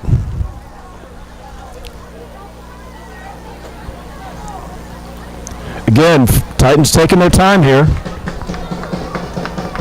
Clock's not running, so it doesn't really matter, but he's going to take the snap and go around that left side, and he's going to break a tackle and be pushed out of bounds by number 26, Rowan Guvaconda and Casey Wall. Really a nice job again by Casey Wall and Rowan Guvaconda. Right there, he's looking for his alley, and because Rowan was in good position, he had to stretch it out even further. And Casey, again, just let him go, stretch himself out. He didn't bring himself upfield to create the alley, played him down the line, and made a really nice play.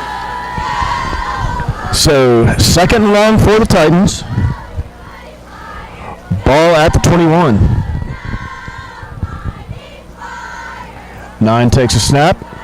Rolling out. He's looking. He throws. It's caught. Omarion Miller. Touchdown. Titans. So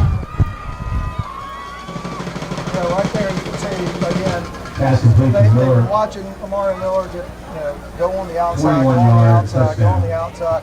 And so here's the first time that you're kind of running along in the middle between the safeties, and again, it's not something that Johnny Kavanaugh's been running a lot of this game, but you can see, just changing up how open he can get in open space.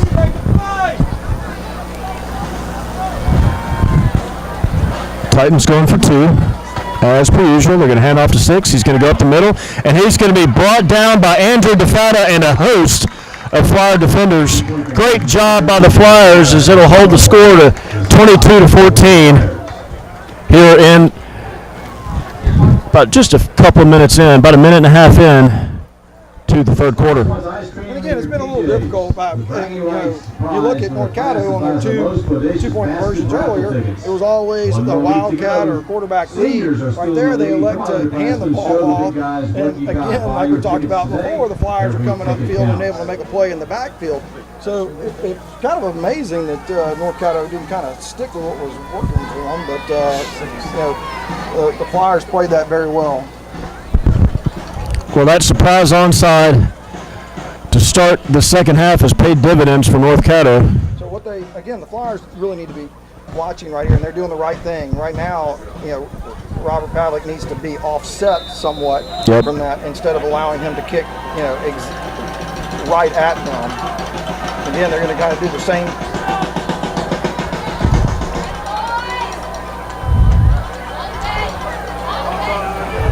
And oh my goodness.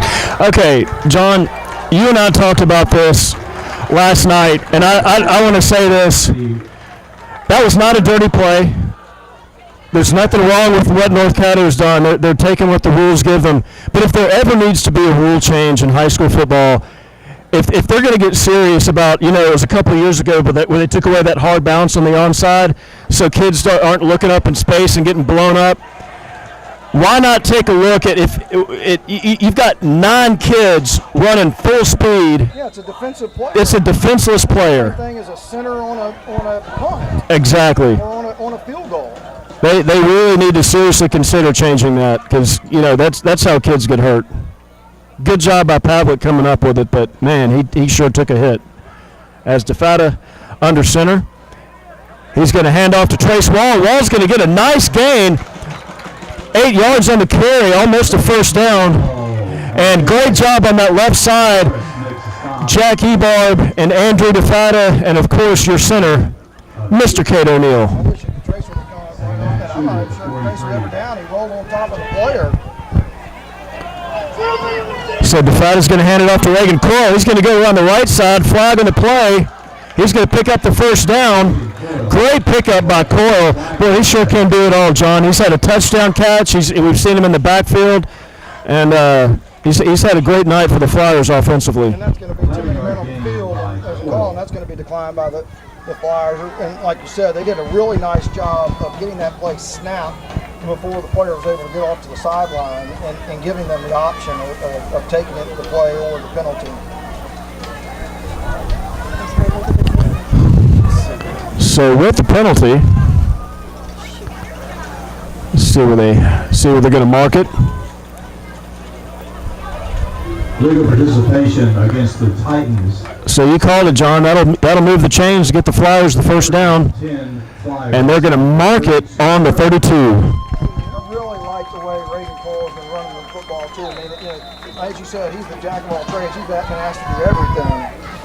Love the Flyers' tempo here as Gosley takes the handoff up the middle, and he's going to get about 5 yards on the carry. Nice gain by Patrick Gosley. I'm telling you what, right there, Patrick Gosley did a fantastic job. He had to make a little jump to the right to actually find the hole, and then once he jumped, he had to push with a lot of power, and he was able to get those 5 yards. Second and 5. And credit Cade O'Neill. I mean, when you're running behind a guy like Cade who can create space, my goodness, what an advantage is. Cooper's going to keep it and go run the right side this time. Cooper DeFata carries. But you're right, Michael. I mean, you look right there, and what Cade O'Neill Is to the 24. and the guards, the Jacks are having gain to of do 3. is really 24. quite impressive because to create that little wedge of space and to get your feet moving forward so that the up back can just stay right behind you, it was really impressive. So DeFata under center again. He's going to hand off to Gosley. Gosley gets a nice pickup. I'm telling you, John, that is all night. That has been so effective running behind Cade and the two. Are we going to coin the 2 Jacks here? I like it. Looks like a flag at the end of there. Might be unsportsmanlike conduct. Somebody looked like it was one of the North Caddo players was pretty upset. But I don't know if he was led into that. Yeah, you never know what's being said when you're this far up here in the booth. How about Cooper getting an unsportsmanlike last week? I mean, of all the kids who have ever played for Loyola, I mean, it was comical. I mean, the Flyers were up big in the game last week when it was called on Cooper, and I was sitting with his parents, and I mean, it was pretty funny. Well, it was interesting because he got that call last week, and this week you saw Mario Miller do the Superman flex in the end zone, and there was nothing called. No. It's amazing how different it is week to week. Yep, as Wall hands off on the right side. He's going to pick up about 3 or 4 yards here. I love it right there. I mean, again, Trace Wall jumps through that hole, and now he's got the safety and the cornerback, and neither one of them wanted to really have to deal with Trace. It was a really nice, tough run.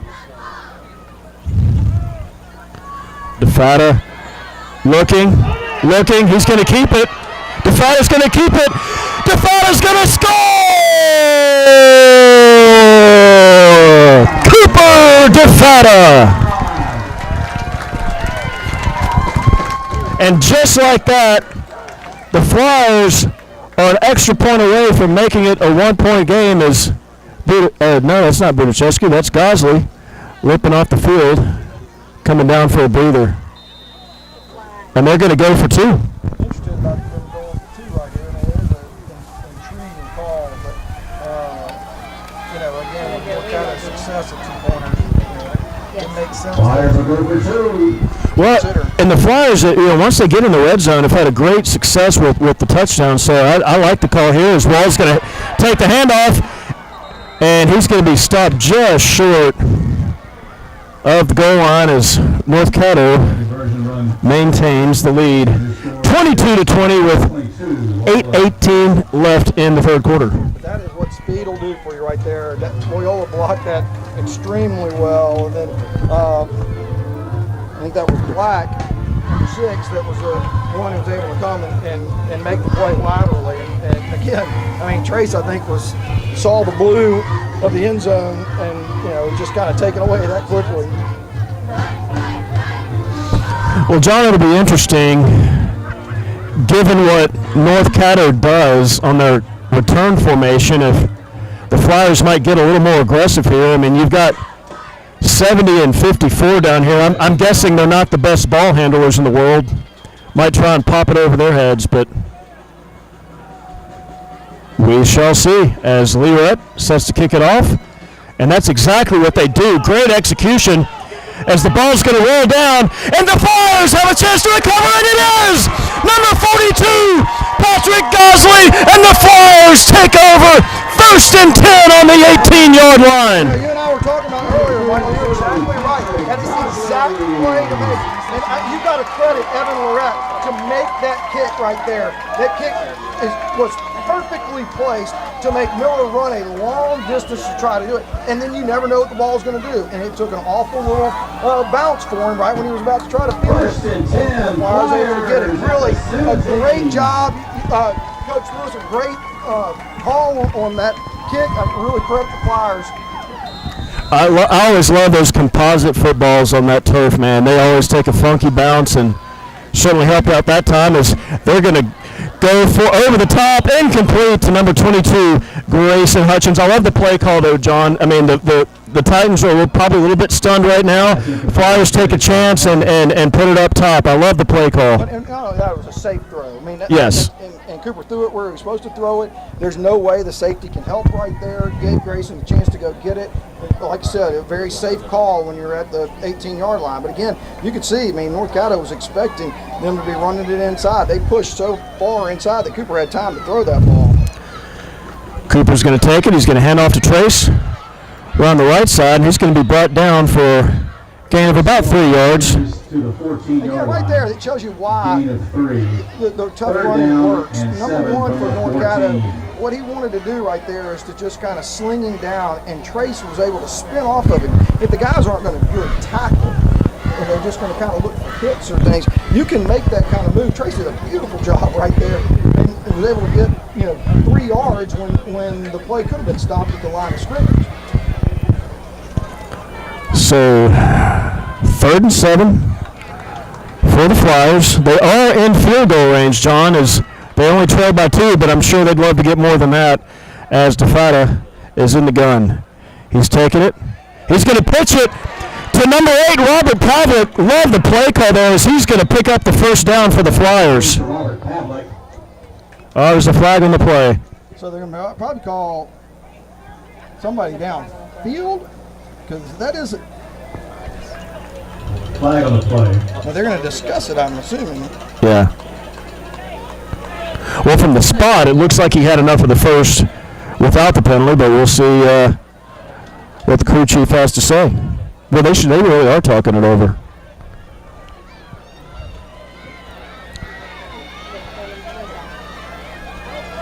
So again, they're waving it. I think it was because that little shuttle pass that initially that they were thinking that there was somebody downfield. First and goal. But that's why they explained the formation, I think, to each other and realized that that's a legal play. The only thing I could think that is why he threw that flag initially. Well, again, that's not something we've seen this year, so great play call there by offensive coordinator John Sello. Cooper's under center. He's going to hand it to Cole. Cole's going to get around the right side. Great open field tackle there by number 3 for the Titans. Vincent makes the stop at the 11-yard line. line. Very athletic play coming up from the secondary. That's the one place where the Flyers can get exposed is way on the outside if the safeties are coming up. And they've had a lot more success on the inside and kind of running off of the tackle.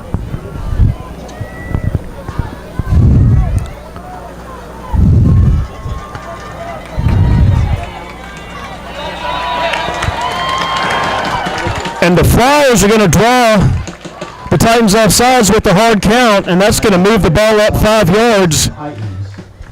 Again, you can see exactly what North Carolina. North Carolina is not just a read and react defense. They are sending 5, 6, 7 guys through every gap, and the Flyers have maintained their success, going right at them as they're doing this.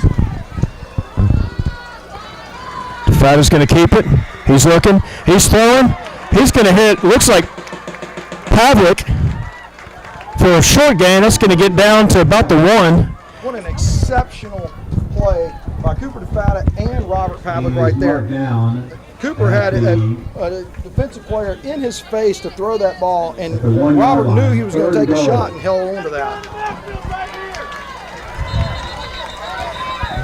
Oh, my. So they had a late person getting on the field to really the Flyers should have taken the snap before that North Caddo was able to call a timeout to save them from that penalty. But the Flyers did a good job right there getting up and running. I'm hoping that timeout is something that may come back to cost them. Well, I'm going to ask you something. I'm going to put the coach's headset on you and ask you a question here. You see what's worked so well for the Flyers all night. You've got that wishbone formation. They've been having so much success handing the ball up the middle. If you're North Caddo, you've got to be expecting that. So I ask you, do you hand it off anyway, knowing it's coming, or do you have something else up your sleeve? Hand it off because it doesn't matter. If somebody's blitzing off the edge, what does it matter? They're never going to be able to make a play right there. If you get the surge from your center and your guards, essentially, and what Patrick Osley's shown, just stay behind the 2 of them and then jump off of that. DeFata under center. He's going to keep it. He's going to score!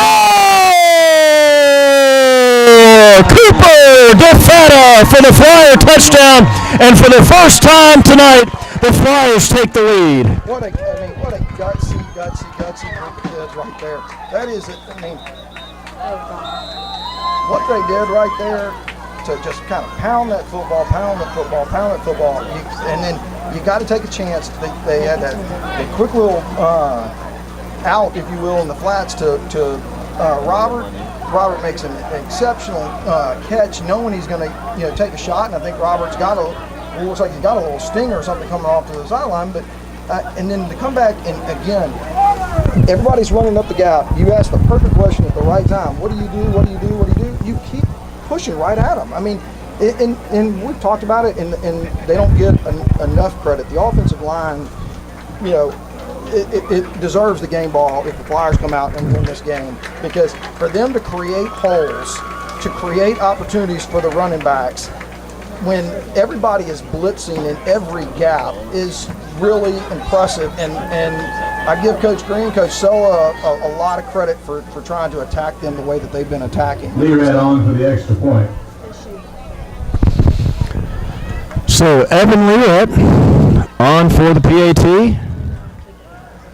Haws to snap. Big brother Learett to hold. The kick is up. And the kick is good. So the Flyers take a 27-22 lead. And John, kind of thinking ahead here on the chess match, you saw what the Flyers did on the previous kickoff, punching it over. If you're North Caddo, what do you do? I mean, the logical thing to do would be having your second line back up, and so you're not putting. I mean, they have 10 men within the 20 yards of or 30 yards, if you will, of where the ball's being kicked. And so you're leaving a Mario Miller back there with all this space, and again, they're doing exactly what you might expect. They've got Black, KJ Black, number 6, who's backed up now into that gap where Evans sent it last time. Well, heck, you could punch it over the right side this time if you really wanted to. And it looks like, based on his alignment, that he's going to go onside, hard onside, and it's going to be recovered by North Caddo at the 38. I have no problem at all with that. Given that alignment, that KJ Black backed up, Mario Miller basically they covered it, like a 2-deep safety at that point there, and so they were able to cover more of the field. I like them taking that little angled approach and making somebody on the second level try to field that ball. I really like them seeing what was going on. If I was to be really picky, I might punch it over the right side, and if it goes out of bounds, it's at the 35 instead of falling around at the 38. But nonetheless, that's pretty nitpicky here. 3-yard differences. They're going to throw it out to 3. And he's going to go around the left side. Flyers doing a great job of staying at home. And a great job by Rojo, number 11. At least making a stop until his teammates got there. A great game tackling job by the Flyer defense. Now, I want to just comment about throwing Bill Condor right there. Again, he did not come up the field. As he reversed field, he was able to stay flat. When he went left, he didn't go chase him up the field. He stayed lateral and made him extend it out to where the tackle was. So, fantastic job. So, second and long for the Titans. He's going to take the snap. He's looking. Great pressure by the Flyers defense as he's going to be brought down by number 21, Carter Ward. Great open field tackle. Carter Doyle. Carter Ward's 29. Getting my Carters mixed up. All right, I got a lot of Carters, a lot of Jacks. There you go. But as you said, Michael, Carter Doyle's in a weird position. When you're playing that star safety position, you've got that quarterback as athletic as he is. He did a fantastic job of not drifting too far back to be able to come up and make that play.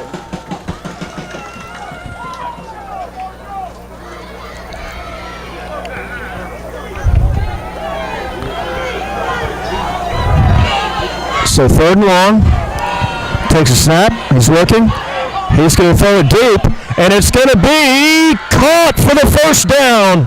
What a great pitch and catch to number 3 on a third and long play to Jackson Trevinson, I believe I heard what the player's name. So first down, Titans. That was a completed pass. He's throwing off his back foot, lofting the ball over the middle. And again, it's just, athleticism. There's a pocket in that defense, but that ball hangs up so much that, it's hard. You're playing your responsibilities. Miller's going deep, clearing out, so you're taking a couple of people with him. The middle of the defense is what tends to be open. But again, I mean, that play could easily get intercepted one time as well. So first and 10, Titans. He's going to take the snap and go on the left side, and he's going to get a nice gain there and the first down. Stop there by, looked like Coyle on the stop. Great open field tackle by Reagan Coyle. But Titans pick up the first and getting a little momentum here in the second half.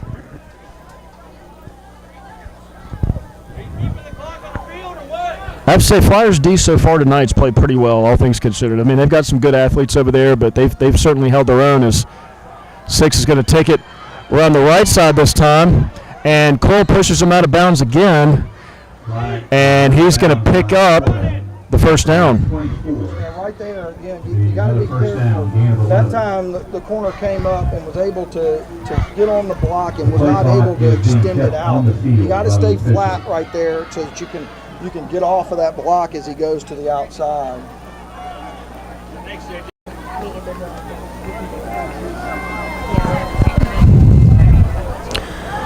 Drops back to pass. He's got Miller, and he just underthrew him. Incomplete pass, and there's a flag on the play. It's going to be holding against the Titans. Again, the North Caddo found what they liked earlier, which is they realized that running Miller up the sideline, he's being bracketed out there. And so what they're trying to do on bigger plays is trying to run him over the middle. And they had a big hole in the defense again. I mean, you can see, what the Flyers are giving up, the North Caddo is trying to take advantage of, which is, kind of the deep middle of the field.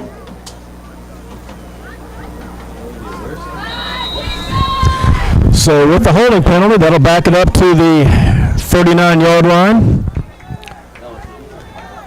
Titans looking at their wristband play sheets to get the call right. As he's going to take the snap. He wanted to do a quick screen out to Miller, and he's got him. Rojo tries to get him. He's going to break a tackle, and he's going to get around the left side before being thrown out of bounds. Titans looking for a flag. Don't see one. Flyers were flirting with disaster on that one. That was about a step or two out of bounds, but see, that's right there. Wojo was right there with him, and so he makes that play in the backfield. It's a completely different play. But as strong as Amari Miller is to shed that tackle, and then he has the speed after that to go and create a play. Even though he was held up just a tad by that attempted tackle, he still has the speed to be able to pick up a lot of yards. So Rojo checks out. Ebarb checks in. Ebarb's going to be lined up on Miller. We'll see if they go to him again. He's going to keep it up the middle this time, and he's going to be brought down by number 42, Patrick Gosley. Great tackle. As that's going to drop him for a loss, John, and that'll bring up 3rd and long. Yeah, really a fantastic job by Patrick Gosley to come off that line. The play is going away from him to make that tackle. So Hutchins checks in. Ebarb checks out. But they're in a full-on sprint to get off the field. They do not want to be flagged for too many men, as he's going to take the snap and roll out to his right. Looking. Throws. He's hit as he throws, and it's intercepted! Intercepted by number 8, Robert Pavlik! And the Flyers will take over 1st and 10 from the 15.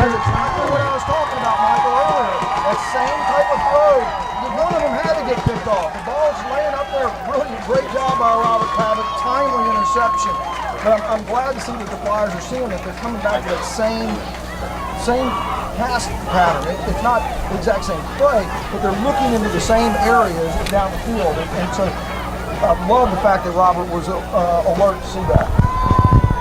Well, I've said it before. I mean, their quarterback is he's okay. I mean, those receivers they make him look pretty good. I mean, they've got some talent out there, and he's certainly thrown some questionable balls that were bound to get picked. As Wall takes the handoff around the left side this time, and he's going to get a nice gain. Trace Wall out of bounds, and that'll be enough for a Flyer first down. I really love the fact that the Flyers got up to the line of scrimmage, North Caddo scrambling to get players in, and they ran away from the side of North Caddo's side, so those kids had to run even further. So 1st and 10 Flyers. Flyers in a hurry-up mode, as they want to keep that personnel on the field. As DeFrada hands off to Trace Wall. Wall around the right side. Wall's going to be stopped, but not before he picks up about 5 yards on the carry. So great pickup by Trace Wall, and great blocking on that right side with Alex Horton and Robert Pavlik leading the way. Yeah, and again, you can see Trace is delivering a shot as he's running the football. He's not easy to take down, and he's delivering a blow. DeFatta takes it. He's going to keep it himself around the left side, and he's going to pick up the Flyer first down. Great blocking up there on the left side by Andrew DeFatta, his cousin. Caddo Neal at center, and Jackie Barb at left guard. You know what? Right there, Johnny Barb's out there with the cornerback and pushes him out of the way. Of course, they didn't like it very much. I wouldn't like Johnny Barb. No! DeFatta is going to hand off to Wall, and they're going to stop him this far and throw him forward, actually, for a gain of about 1. That is very typical of watching all the North Caddo tackles. They like to have that just pounding tackle. Second and 9. But, you know, the play was stood up at the line of scrimmage and threw him down for an extra yard. So 2nd and 9. DeFatta in the gun. He's going to take it. He's going to keep it. He's going to get around the right side, and he's going to pick up about 4 yards on the carry. A great play call right there. There's Johnny Barb, number 8. What did you see? I know it's on sports. It's got to be unsportsmanlike. So that was set up on the play before. Number 8 was not happy. And he's still talking now to Grayson as he's standing there. Well, it looks like a friendly conversation at least. Grayson doing a good job of turning his shoulder to him so it doesn't look like it's a heated face-to-face. He's not taking the bait. I don't know what he's talking. He's probably asking what his Instagram handle is. But I'm telling you, that play again was set up from before where Johnny Barb made a great block out there towards the end of the play. The cornerback didn't want any part of the play, and he took a pretty good block by Johnny Barb. And I guarantee you, he got tired of being hit. You know, a lot of cornerbacks want to just be out there in space and just leave me alone. And Johnny Barb wanted no part of it. He's going to go get his block. And a 15-yard penalty. We'll bring up 1st and 10, Flyers. So 1st and 10 Flyers at the 29-yard line.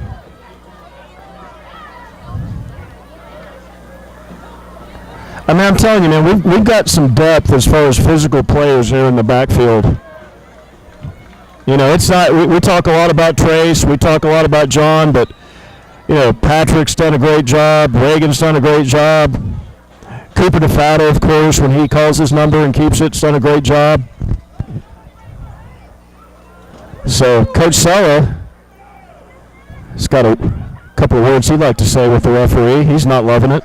So I'm not happy at all because none of the officials raised their hand to start the clock. The back judge who's on the side over here says that he raised his hand.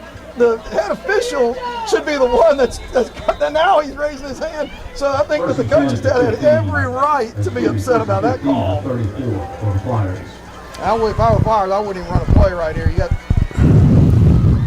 Yeah, 4 seconds left. They are going to run a play. They are going to hand it to Wall. Wall's going to get around the right side, and Wall is going to pick up the Flyer first down. Just when you think you've got it figured out, right? I don't think that referee is going to be getting a Christmas card from the Sella house. I have to say, I was watching the same thing that Coach Sella was. Why the back judge is the one who's telling you that the play clock's getting started makes no sense because who's looking at the back judge? The head referee is the one who generally tells you that the play clock is started.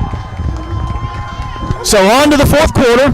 Flyers with a 27-22 lead, John, and this feels like, you know, it's not obviously not over yet, but this game is kind of played out the way we hoped it would if you're a Flyer fan. Yeah, Michael, I mean, what the Flyers really had to establish in this game was an element of physicality, and boy, have we seen it. And so you can see that North Caddo, as this game has progressed, there's a little bit of tension that they have. They didn't want to have a physical game. I mean, I think that they would love to have been able to drop back and throw 60-yard bombs, you know, but I love the approach that the Flyers have taken in this game. You know, it has been what you expect them to do.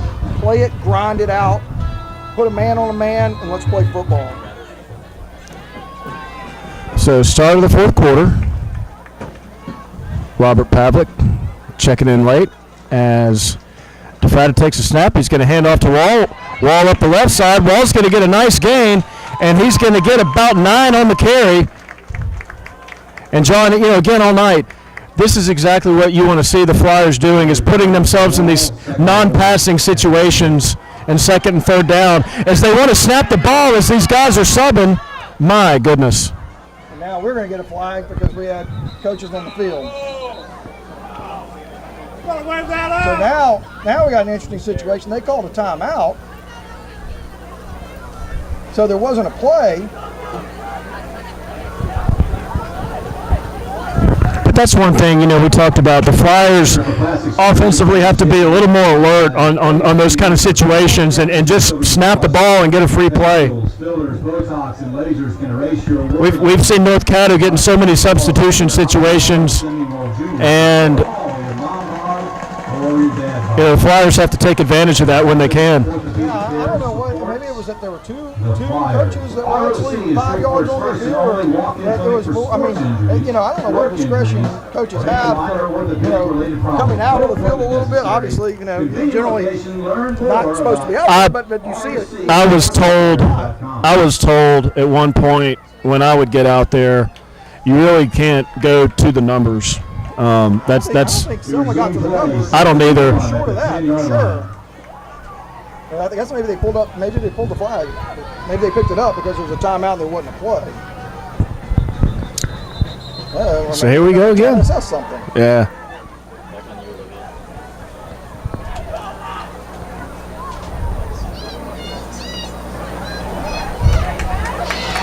So 5 will come off the field for the Titans.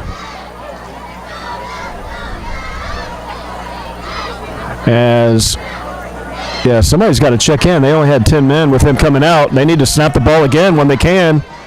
Catch up. Oh, my God. What are they? You don't have to let the defense get set, John. I don't know why they're blowing the whistle. They are having a hard time. They really are.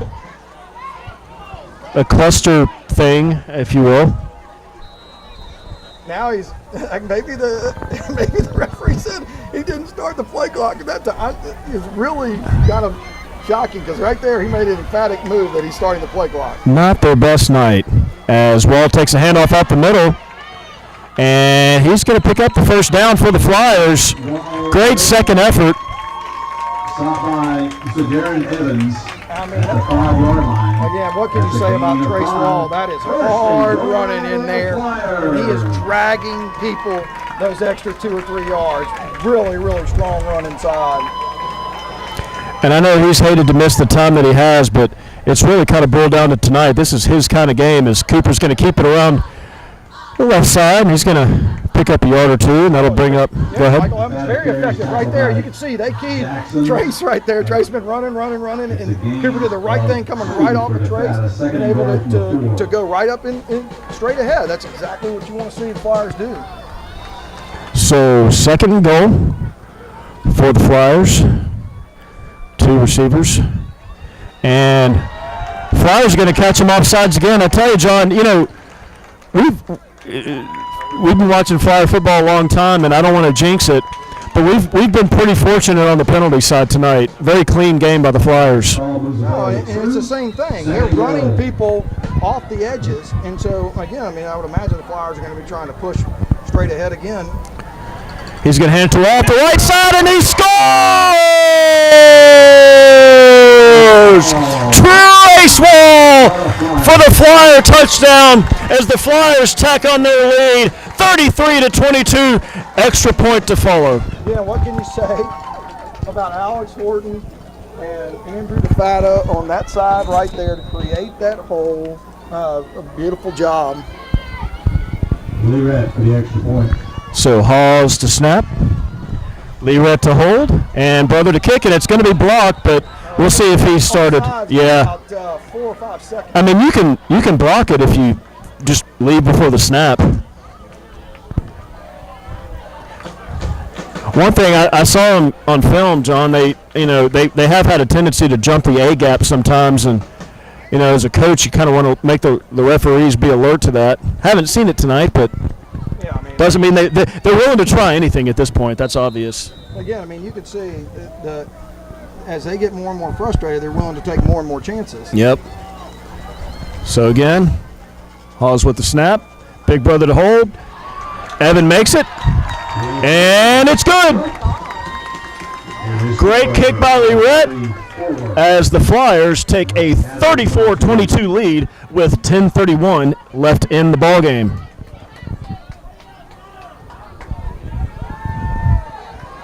So you're right, John. That's one of those things. We saw an unsportsmanlike penalty against North Caddo.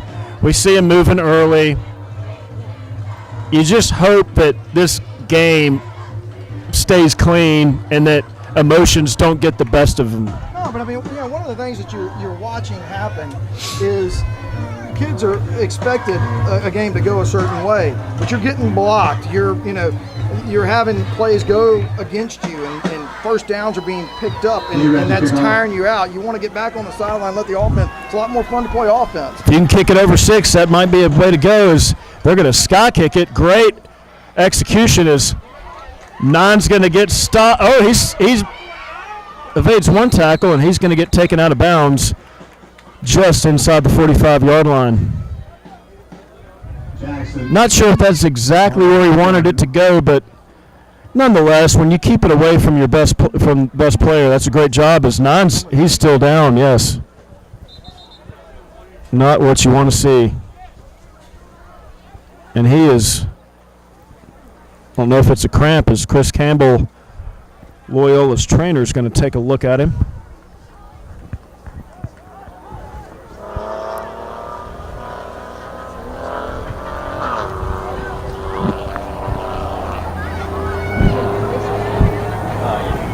So we're going to take a quick injury timeout and go to commercial. You're watching Flyer football on LCP TV.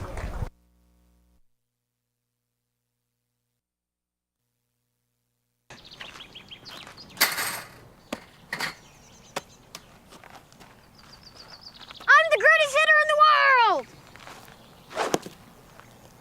Strike one. I'm the greatest hitter in the world! Strike two.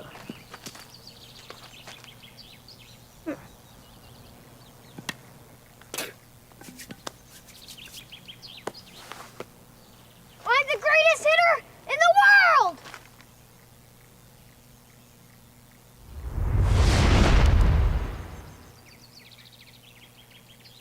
Strike three.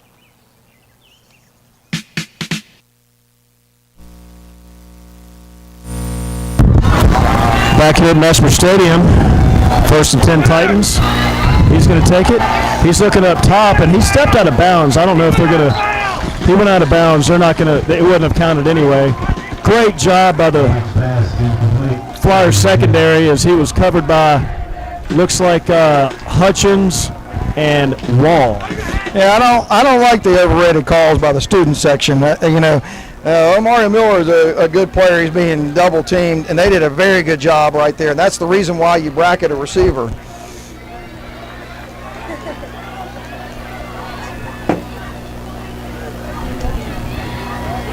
Yeah, I agree. It's even if it wasn't too early for that, it's still uncalled for. You don't want to poke the bear, as they say. Never a good idea. So 2nd and long. The Titans, 7 rolling out to the right side. He's going to throw, and it's going to be incomplete. Great job there by Colin Lirette and Carter Doyle. Yeah, really, the Flyers did a fantastic job of pressuring. They actually blitzed on that occasion and were able to get into the quarterback's face and make him throw the pass. I really I love the execution by the defense. You haven't seen the Flyers take that kind of chance. So 3rd down. Titans with the ball at the 43. 10-10 left in the ballgame. He's looking. He's going to throw it up top, and it's going to be incomplete as one takes a hard hit. And he is slow to get up, John. as Grayson Hutchins, it looks like Grayson Hutchins did the damage. I mean, an exceptional play on their part. Nothing dirty about that. That is, of course, where they kept going over and over and over again, is in the middle of that defense. And you know, that's the downside of throwing over the defense, is those safeties being in that position. And he had his hands on the ball and had it for a second, and then that ball was separated from him by the defensive players. Again, I like the enthusiasm by the defense, but you can see Coach Green go out there, calm everybody down. There's 10 minutes to go in this game. This game has gone essentially the way that you would hope it would go, but you have to stay and play under composure, because I can guarantee you North Caddo is starting to lose some composure, and you cannot go the other direction and make it a wild game. You have to stay under composure and do what you've been doing all game long. Absolutely. Very good perspective. Because we've seen it happen before. You can't let their emotions dictate how you feel. So one is on the field. He shouldn't be. That is a shocking amount of time that the head referee just gave them before he started blowing the play clock. I am blown away at the amount of time that they allowed them to shuffle their offense. That is incredible. Well, it looks like Coach Green is going to burn a timeout, but, you know, at first I thought he was telling the referee that, hey, one can't come back in the game the next play. No, I mean, and what the problem is that they were looking like they were going to try to line up for a punt, and then they mass substituted, and the head referee allowed the entire time to go and change all of that out before he even started the play clock. I mean, they were never in any danger of running out of time right there. And so the Flyers, I think, were still thinking, okay, they're lined up for a punt, and they mass substitute, and they were under no time constraint to do it. And, of course, the Flyers are the ones that end up having to burn the timeout. That is a situation where North Caddo should have put themselves in a situation to have to burn a timeout. Well, you know, no matter what, they've had one good punt tonight. They have, but oh boy, this game could get chippy. You're starting to see some of their players look at our student section and wave their hands like, yeah, keep talking, keep talking. So 7 takes a snap. He's going to throw it deep. And it's going to be intercepted. Intercepted by number 18, Colin Learett. Learett's going to take it across midfield, and he's going to be down.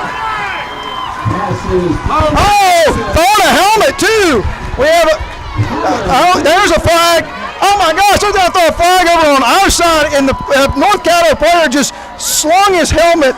Had to have been 35 yards. He slung his helmet, and I am blown away. But I don't want to take away from what a great play Colin Learett just made right there. That ball was thrown up. The wide receiver thought he was interfered with. He absolutely wasn't interfered with at all. Colin had every right to go for that ball and played it perfectly. That was a beautiful play. I mean, it was a nice pass. It was intercepted, obviously, but it was still a nice pass. Receiver did have a chance, but Learett broke on it and made a great play. And so you had a receiver on the near. Was it Miller who threw his helmet? Yeah, number 3 threw his helmet. Unbelievable. I'm amazed at what I'm about to see, because I think number 3 actually made the tackle, or he was close to where the tackle was. Right after Colin got slung out of bounds, he rips his helmet off and slings it from the side of the playing field down the sideline, and officials right there. I mean, just amazing. I'm blown away that's the call back on this side. But again, none of that matters. You got what you wanted to. Stay under composure. You've got North Caddo that right now really kind of reeling. So what you need to do is just work on the time, continue to push forward. First and 10 Flyers, ball 34. And they need to snap it, and they do. And it's going to be a handoff to Wall. Wall up the left side. And I guess they don't throw penalties for 50 guys on the field anymore. I guess that's still the thing. Again, they're going to call that. There were 13 or 14 men on the field at that point. But I like the fact the Flyers actually ran the play. I would have loved for them to have run the play to the right like they did before and run away from the North Caddo sideline where all these guys are coming in. It just happened to be that they ran to the left where all those guys are running in, and so the play didn't go for as much as it might have. That's a good point, because even if there's 50 guys on the field, if one of them makes a tackle, you still stop the touchdown, and they're going to have to make a call. You go around the right side, you got a chance. So we're gonna take a quick timeout and go to commercial here. You're watching Flyer football on LCP TV.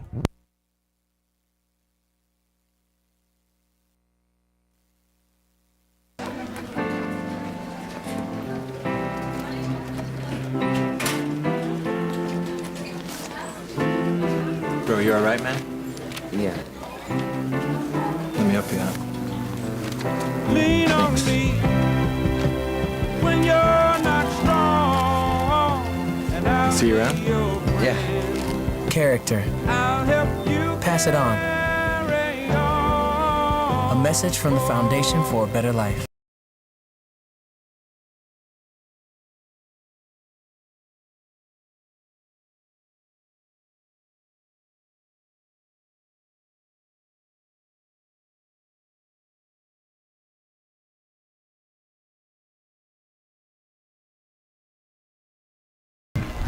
As DeFata is going to hand off the ball to number 10, Trace Waller on the right side. He's going to pick up a Flyer first down. Great job by the Flyer offensive line on the right side. Alex Horton, Robert Pavlik, 14 yards, first down, the Flyers. Let's see, it looks like it's 63. I need to get a number on 63. But I'll tell you one thing, the North Caddo players, the defense are getting tired of getting these blocks on them. You can tell they're getting frustrated. They're used to running their gaps, shooting gaps, and having easy plays, but the Flyers are picking up their blocks and staying on their blocks. Cooper takes a snap. He's going to hand off to Trace, and Trace with a great second, third, fourth effort. I'll tell you what, John, that's the toughest 6-7 yard pickup you'll ever see. And I love Jackie Barb. Jackie Barb was leading that play out. The play got kind of blown up in the backfield, but Jackie Barb's one of the lead blocks right there. And as soon as Trey started making some yards, Jackie Barb's looking for somebody and just plants the quarterback. And very impressive the way he plays.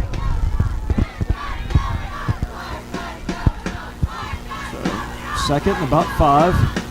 And gonna have a false start by the Flyers. So that's gonna back us up 5. And it'll still be second down as Grayson comes out. All sides are legal motion. Caddo comes in. It'll be a 2nd and 10. The way Grayson came off that play made you think that they were going to throw it to him. He looked like he was about to be doing a little slant there. So. Yeah, they did. They should have looked like they were about to call his number. So Cooper, the field general, getting Rowan up to the line as he's going to look back at Coach Sella. The Flyers would be wise to let the play clock, tick down as much as possible as Wall takes a handoff around the right side. He's going to get a nice gain. Still shy of the first down, but, again, when your team, when you can constantly put yourself in second, third, and short situations, that just opens up your playbook so much. And again, they pulled Jackie Bart one more time. Jackie Bart's eyes got to be so big because he's getting to see these corners out there that don't want no part of him. Cooper with that hard count, trying to draw him off sides again as North Caddo does a good job of not biting on it. Play call comes in. Ball comes out. Cooper's going to keep it. He's going to go up the middle, and he's going to pick up the Flyer first down.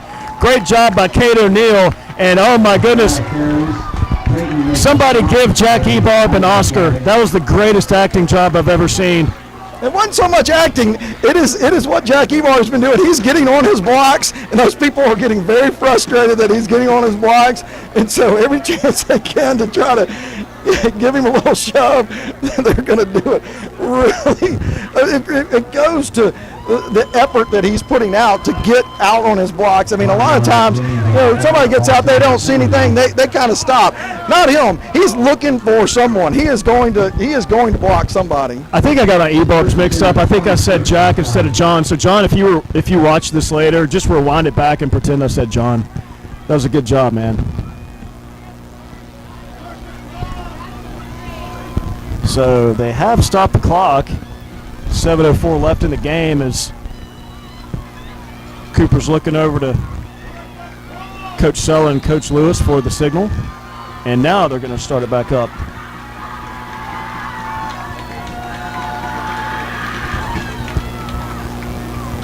I love what they're doing, John. Yeah, I mean, running the play clock down, running straight ahead, making North Caddo tackle. And he's going to draw him off sides again. Speaking of the play clock, it's a shame that I don't know if the play clock's working, John. I'm seeing the one in the south end zone. It's been off all night, and the north looks like it's stuck at 40. So you kind of have to go off, feel, and kind of have an imaginary play clock in your head, so to speak. And again, that's what you're talking about the kids are taking their chances. The North Caddo kids are taking chances. He's trying to time a blitz coming up the middle, and so the Flyers are just taking advantage of it. They're playing smart. To the 15-yard line, it's a gain of 6. That is a first. So the Flyers pick up a first down on that carry, and they're going to get down to about the 15-yard line. So another trip to the red zone, where the Flyers have been, they've been pretty opportunistic tonight. One of the things that you always talk about coaching is play to the whistle and stop at the whistle. And what's been great is the Flyers are playing right up to the whistle. And then after the whistle, that's when North Caddo seems to be reacting. So Cooper making sure Guthakan is lined up right, and the referee, back judge, is going to throw a flag. Well, again, the same scenario before. They're calling a delay of game penalty from the back judge's standpoint. I mean, everybody's going to have their head on a swivel. So now he's rolling the clock. Well, based on what? We don't even have a play clock running. I don't get it. Oh, well. Flyers, 1st and 15. Cooper's going to keep it on the right side. Great keep by Coop. He's going to get in. He's going to score!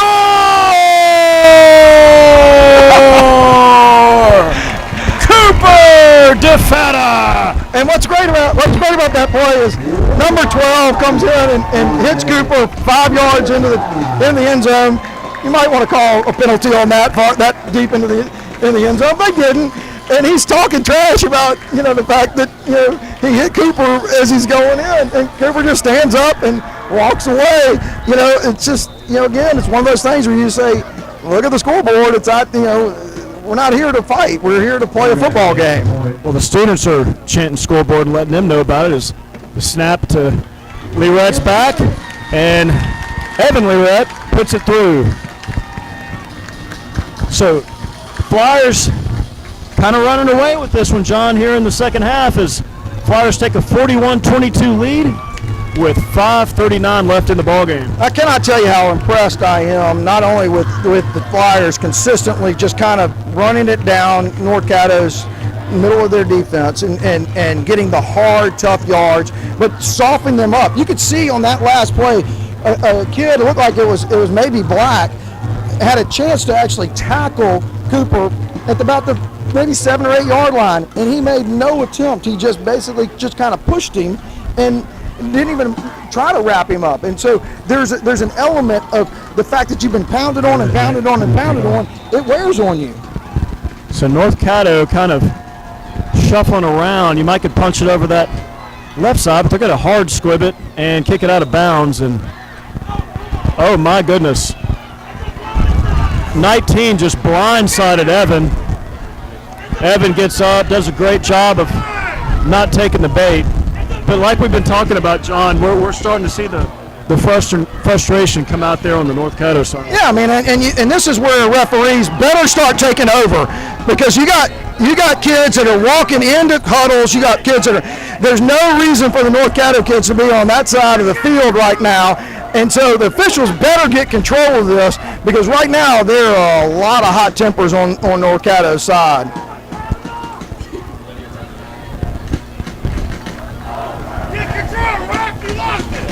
Whew. And I know they've got rabbit ears over there, and they can't be loving the overrated chant right now. But, you know, that's sports. Whatever. Deal with it. Goes out of bounds at the 45. So they're going to spot the ball at the 45-yard line, giving North Caddo good field position. But again, when you're up 3 scores, you know, the last thing you want to do is kick it to their best playmakers and give them a chance to do something. Yeah, and this is where they're dangerous. This is where the Flyers have to be careful. You can imagine they're going to be trying to go deep here. They're down a couple of scores. Mario Miller hadn't done very much. So you can bet that they're going to try to do some things to try to change the tide here. You know it's getting serious when the moms are starting to yell at the refs, man. This is getting ugly. Seven's throwing it. Oh, he just got shoved. It's going to be intercepted by Reagan Cole, number 7. There's a flag on the play. Cole's going to get down inside the 25, and if the play holds up, it'll be a first down, Loyola. It won't hold up. They're going to get Grayson Hutchins for a hold on Mario Miller on the return, which is fine. Again, you know, the Flyers, the interception's going to stand. They're just going to take it from that spot. But look at the body language of the North Caddo kids going to the other side. Again, I mean, the Flyers, this is what you want to do right here, is you want to just continually just run the football at them. They are dejected. You've got them down. There's absolutely no reason to engage with anybody fighting. Just go and run the football, run this clock out, and take this victory and stay as an undefeated team in your district. That sounded really nice. Undefeated in district. I mean, it certainly kind of deserves a recap here. When you look at how many guys went down early in the year, we've talked about that ad nauseum, I know. But with this 0-3 start and the Flyers finding themselves in what, you know, could very well be a 5-game winning streak, to find themselves going into the last regular game, season game with a district championship in the crosshairs. And it's certainly, you know, I don't want to put the cart before the horse, because Calvary is, they're about as tough as they come. Yeah, I mean, Calvary is certainly going to present a very different matchup for the Flyers next week. Oh my goodness, I love it. John, the student section. Oh! They got 2 punches on number 6. He's got to be thrown out of the game. He just threw 2 punches on John Ebarb as he's blocking him 25 yards down the field. He has got to be ejected. That was 2 punches. I've never seen a more undisciplined football team than I have with North Caddo. I know they've got athletes, but you got to keep your cool. This is not what competition's all about. Just because you're getting smoked doesn't mean you start throwing punches. No, I am shocked that he is not ejected from this game. You know, it is one thing to push and shove, but he took two blows at John Ebarb's head. Granted, John Ebarb got his helmet on, but the fact that he just threw 2 punches and they didn't throw him out of this game is shocking to me. And I have a feeling that's not the last time we're going to hear from him. Fata, he's going to hand off to Wall as they're trying to strip again. And great job by Trace holding on to that football. And like I was saying earlier, before he threw that punch, the student section has been chanting LSU, LSU to Miller. Obviously hoping he'll flip that commit from Nebraska. But don't you love, look at John Ebarb coming back from his blocks downfield. Those guys are so tired of watching John Ebarb block on him. And he's just walking back with his hands up. And those guys, the defensive backs are just jawing at him. He's going to go back, and I guarantee he's going to go hit somebody again. Wall up the left side, and he's going to get maybe a yard. Ran into a host of Titan defenders on that play. You know, I want to say, as we get to this game, what an outstanding job. I mean, there are a lot of stars of games, but the stars of this game is the offensive line of the Flyers. that is the story of the game for them to have this much control of the game. I mean, the defense has played outstanding. I don't want us to take anything away from our defense, but to sit there and see what the offensive line has done against a lot of pressure, and to know that people are shooting gaps, and you can't miss your assignments, and then to get them into a point where they're not even playing that discipline and still go and get your blocks. I mean, the North Caddo kids have got to go home and go, okay, well, I mean, I couldn't get that guy off of me. I couldn't get that guy off of me, because that's what you're watching. You're watching everybody stay on their blocks, and I haven't seen anything dirty at all. But like I said, I mean, you hope as a coach, you pray as a coach that your kids can play up to the whistle and then stop on a dime. And that is exactly what the Flyers have been doing.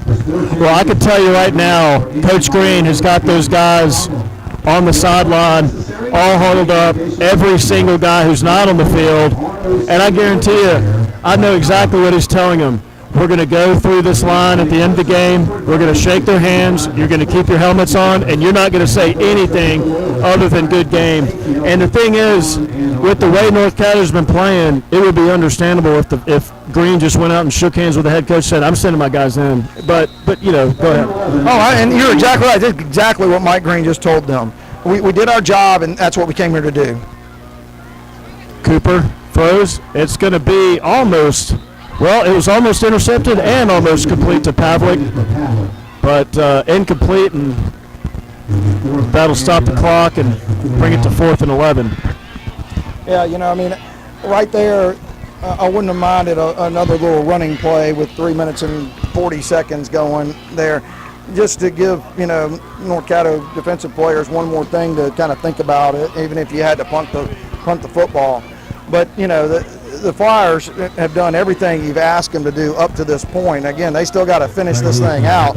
And so, we don't need to be kicking down the middle of the field against them, giving them anything easy. So Deason's going to do exactly that. He's going to kick it, and it's going to go to the end zone. So 41-yard punt, and the Titans will take over at the 20. I'll tell you one thing, if you're going to kick it down the middle, at least kick it over their head and get the roll to get down to the end zone. That is exactly what you would want to see if you're going to kick it down the middle.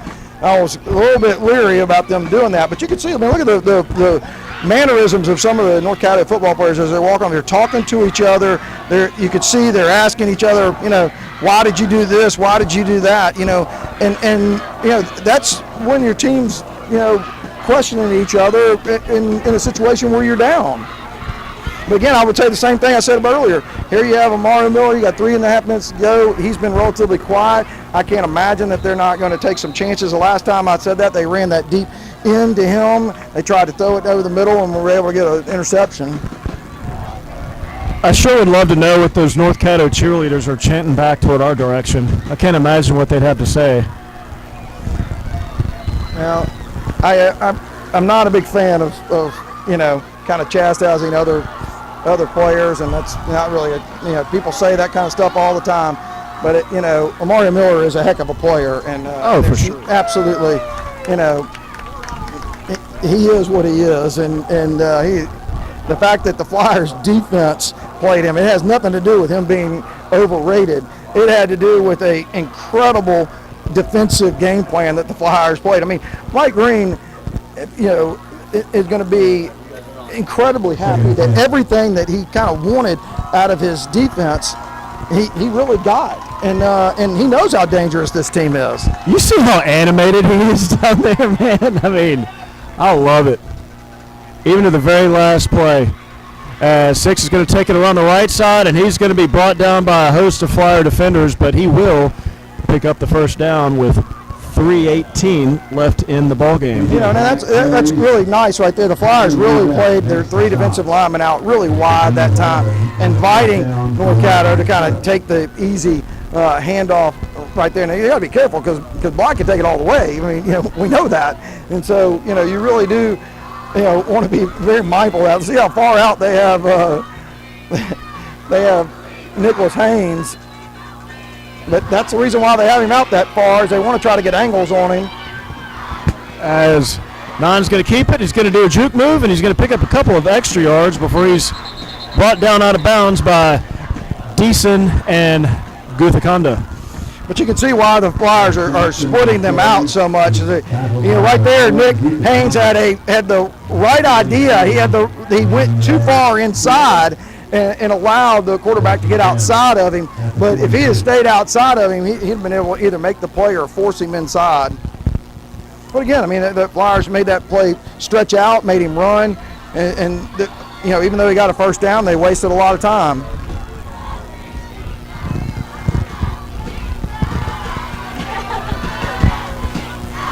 First and 10 Titans. He's going to take the snap. He's going to stumble and roll out to his right. And that's going to be hopefully a block in the back, and it's not. I thought Ward got blocked in the back, but, Doyle. He did. Yeah. You were right about that. But I will say this. What about Gray Deason?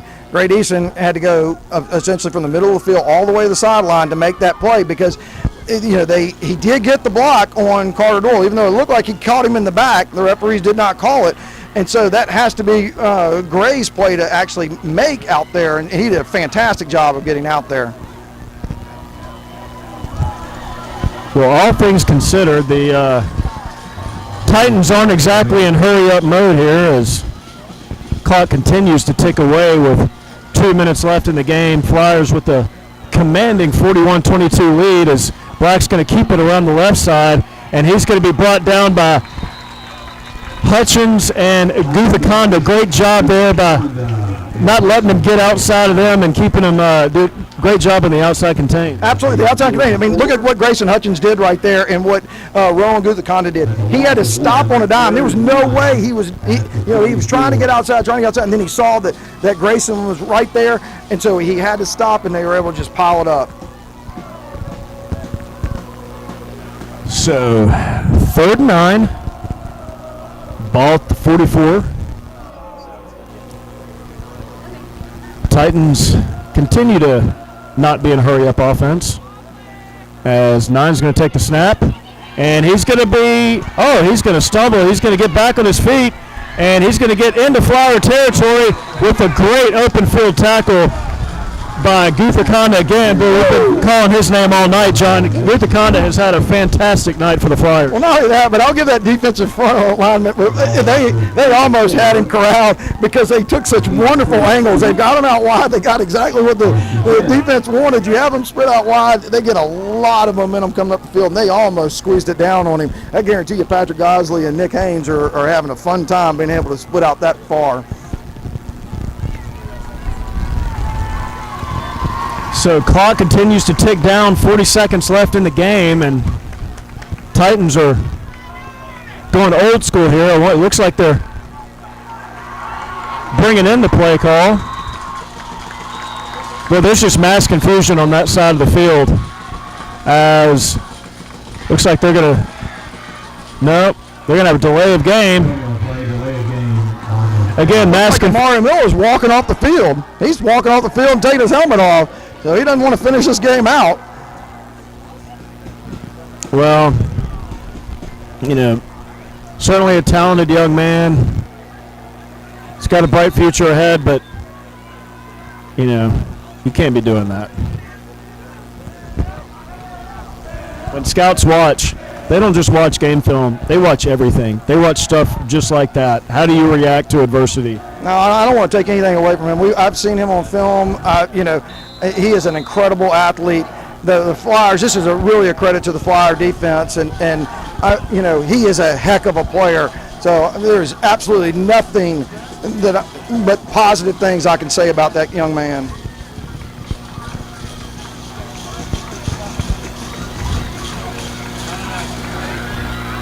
Black takes a snap. He's going to heave it up there, and it's going to be incomplete.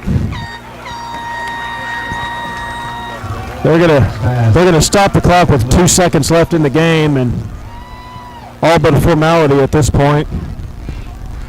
But yeah, John, we talked about it all night, and the Flyers, as much as we talked about the Flyers' ability to run the ball, the great job the offensive line doing, Coach Green had a heck of a game plan tonight.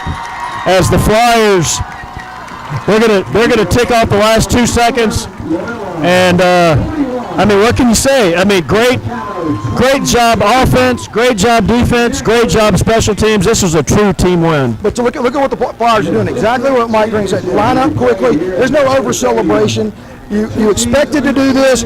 Go down, shake their hand, tell them good game. That's the way you play. And so I give the Flyers a ton of credit. You didn't see an over-celebration right there at the end of the game. They got in their line, walked down there, and they're shaking their opponent's hands, and I really respect that. So, John, big game next week against Calvary here at Mesmer Stadium. I want to thank those of you who have tuned in tonight for watching tonight's game between the Flyers and Titans. Next week, it's all set up. Flyers, Cavs, with the District 1-2A title on the line. John, send it off for us. Well, I'm going to say this. This is the most complete win that the Flyers have had this season, and they've had some really good wins. This is a very talented North Caddo team. They beat West Washita early in the season when West Washita was the highest ranked team in Division I non-select, and so this is a talented group of kids. They are a load to handle. I mean, and the Flyers game plan to do this, you always design something and you hope it works sort of how you designed it to work, but you never know when you actually get out there and play. But to watch what they would have wanted to accomplish offensively and defensively and special teams, I mean, all of it is the most complete win that I've seen them have this season. And North Caddo is right now ranked number 8 in the Division III select side of things. And the top 8 teams get a bye in the first round. The Flyers are sitting at number 10 there, and so they may be able to get themselves in a position where they actually have a bye and potentially have a second round home game if they get to one of those top 8 seeds. So this game, by no small measure, is a huge game for the Flyers. They've set themselves up to take on Calvary. Calvary is going to present a completely different style of play. But I give all the coaches, all the credit in the world. Their game plan for what they had to do against North Caddo was as good as I've seen, and the execution of the offensive line to take on the challenge that was asked of them is just unbelievable. Well, that'll do it here from Mesmer Stadium. Thank you for tuning in. I'm Michael Mitchell on behalf of John Carmody. Thank you for watching Flyer Football on LCP TV.